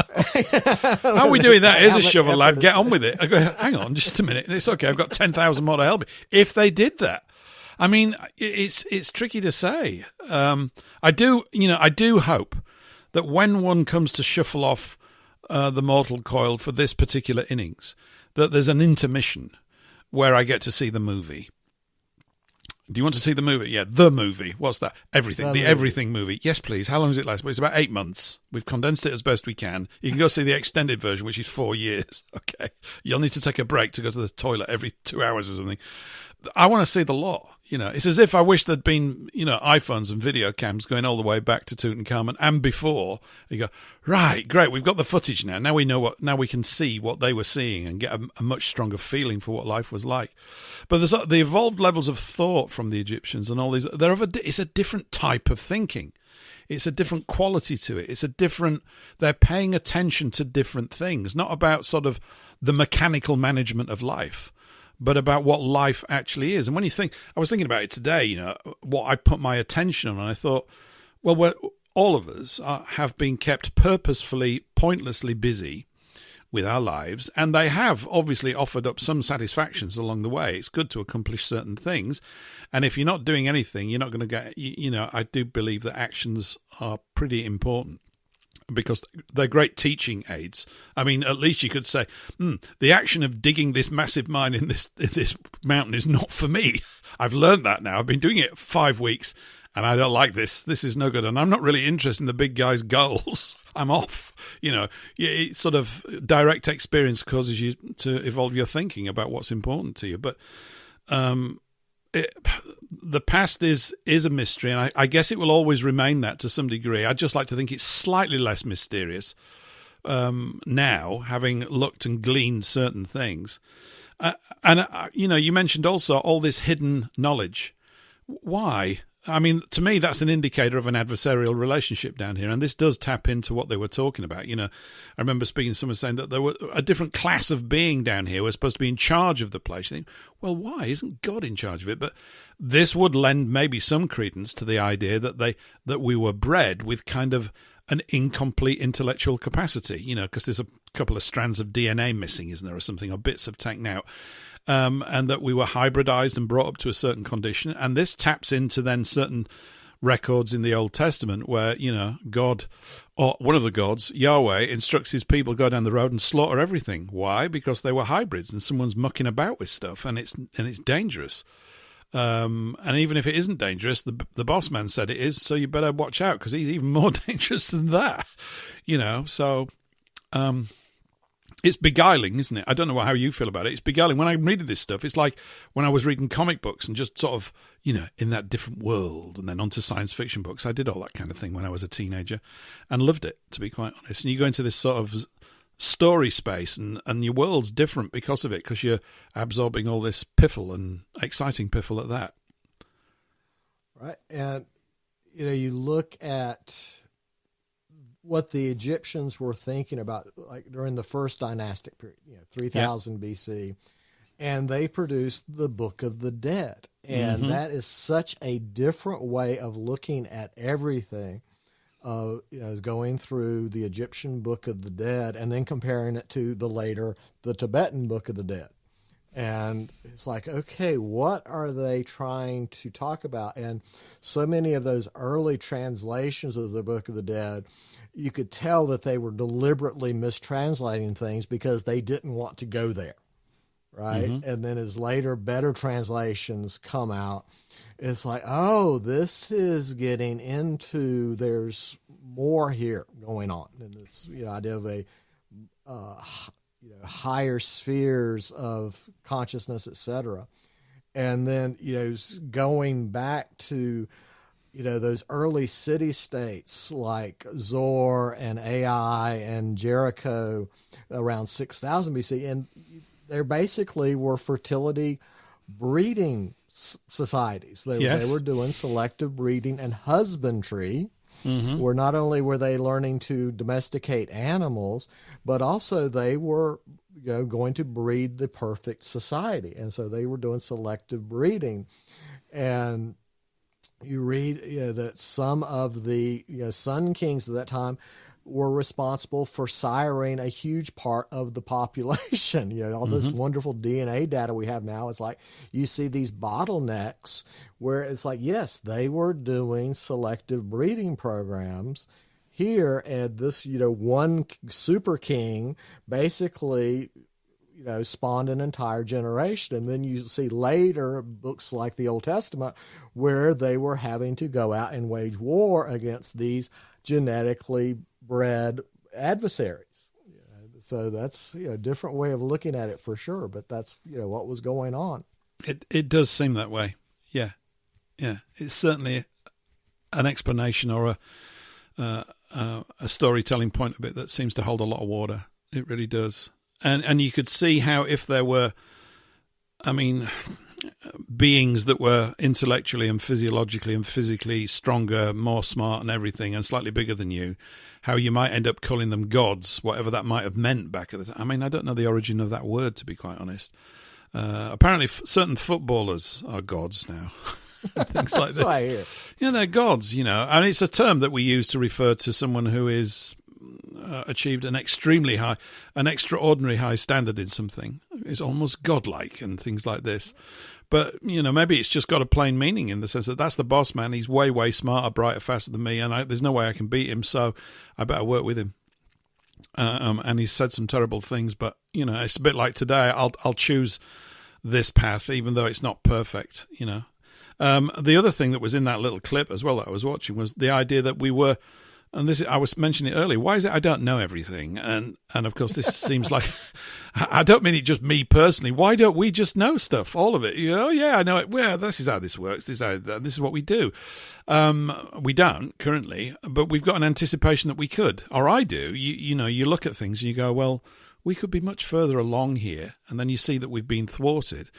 And the intention was to create a creature that would be smart enough to receive instructions and act upon them, but not too smart as to ask questions as to why and to cause trouble in the workforce. We don't want any of that.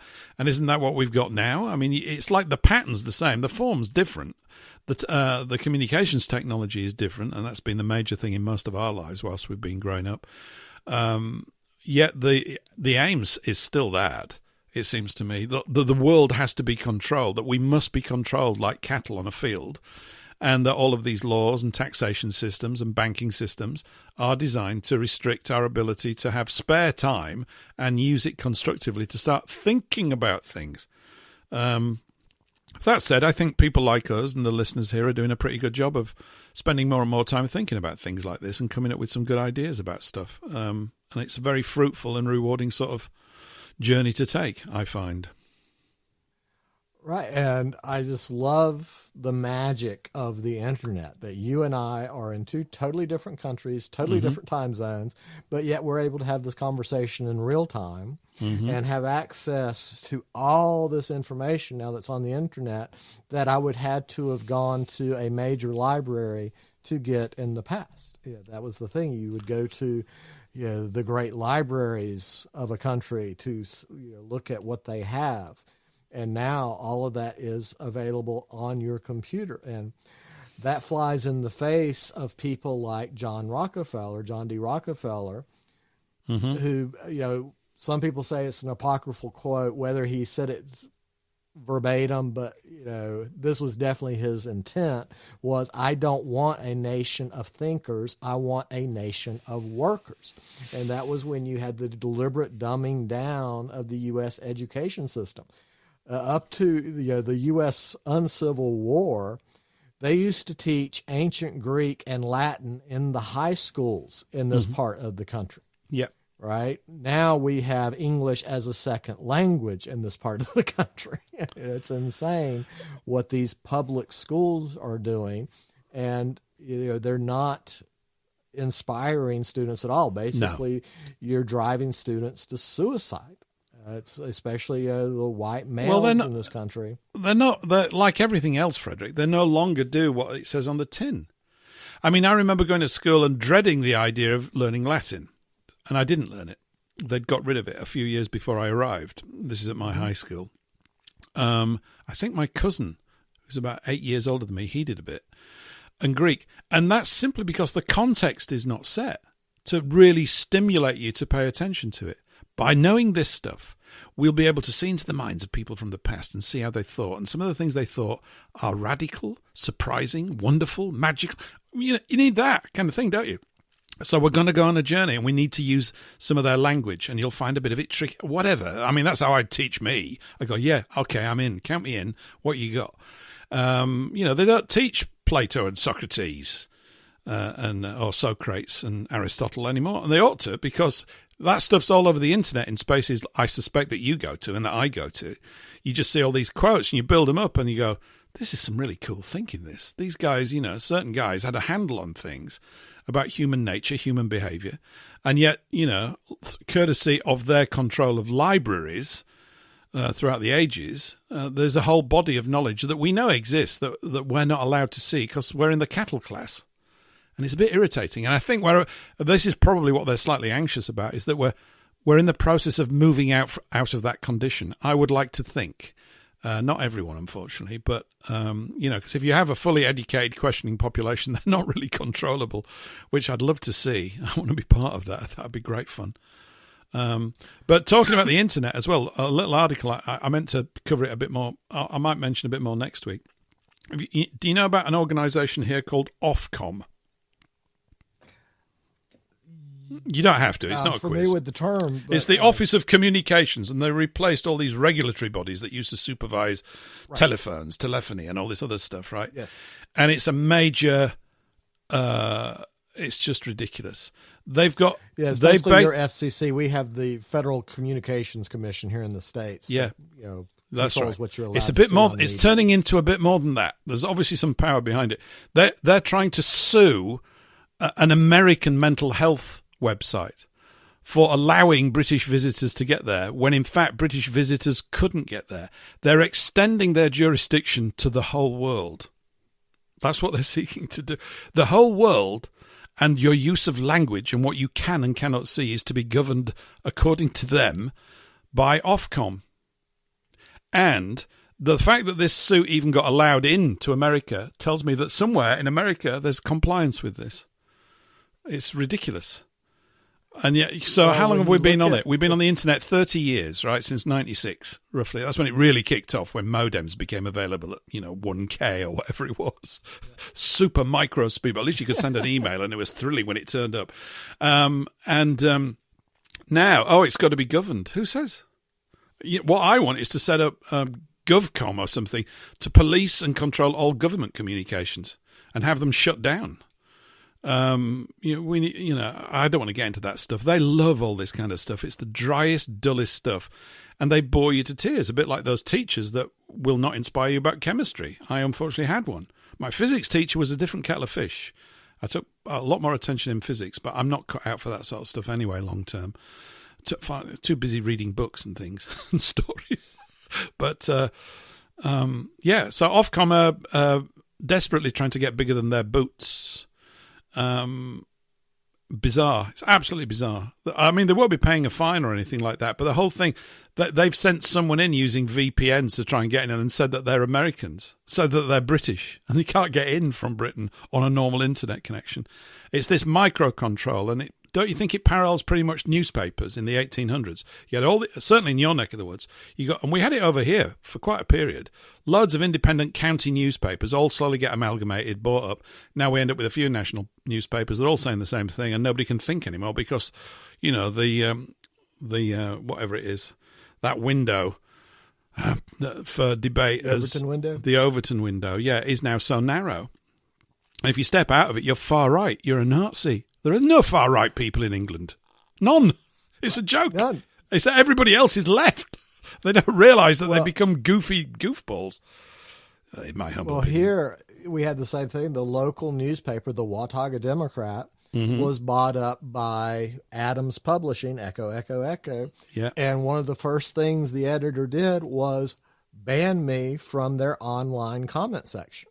Then they banned me from, or blocked me from their Twitter feed, X feed.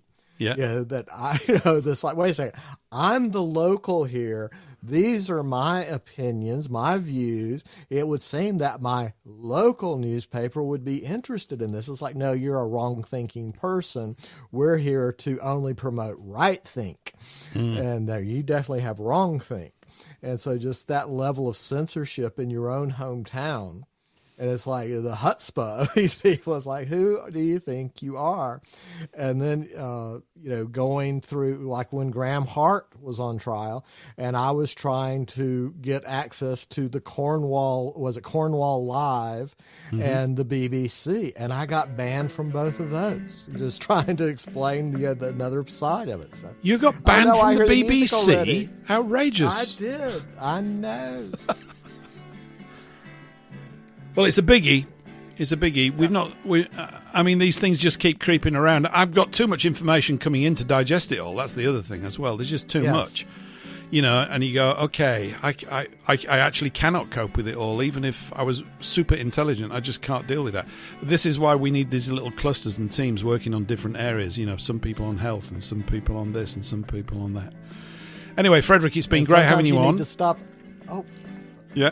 Well, sometimes you have to stop researching and take off your shoes and go walk in the grass and get grounded. I'll be doing that tomorrow. I'll go and do some of that. You're on RBN, aren't you? Coming up this weekend. We got 20 seconds. Yes. Midnight in the UK. Midnight in the UK. And no.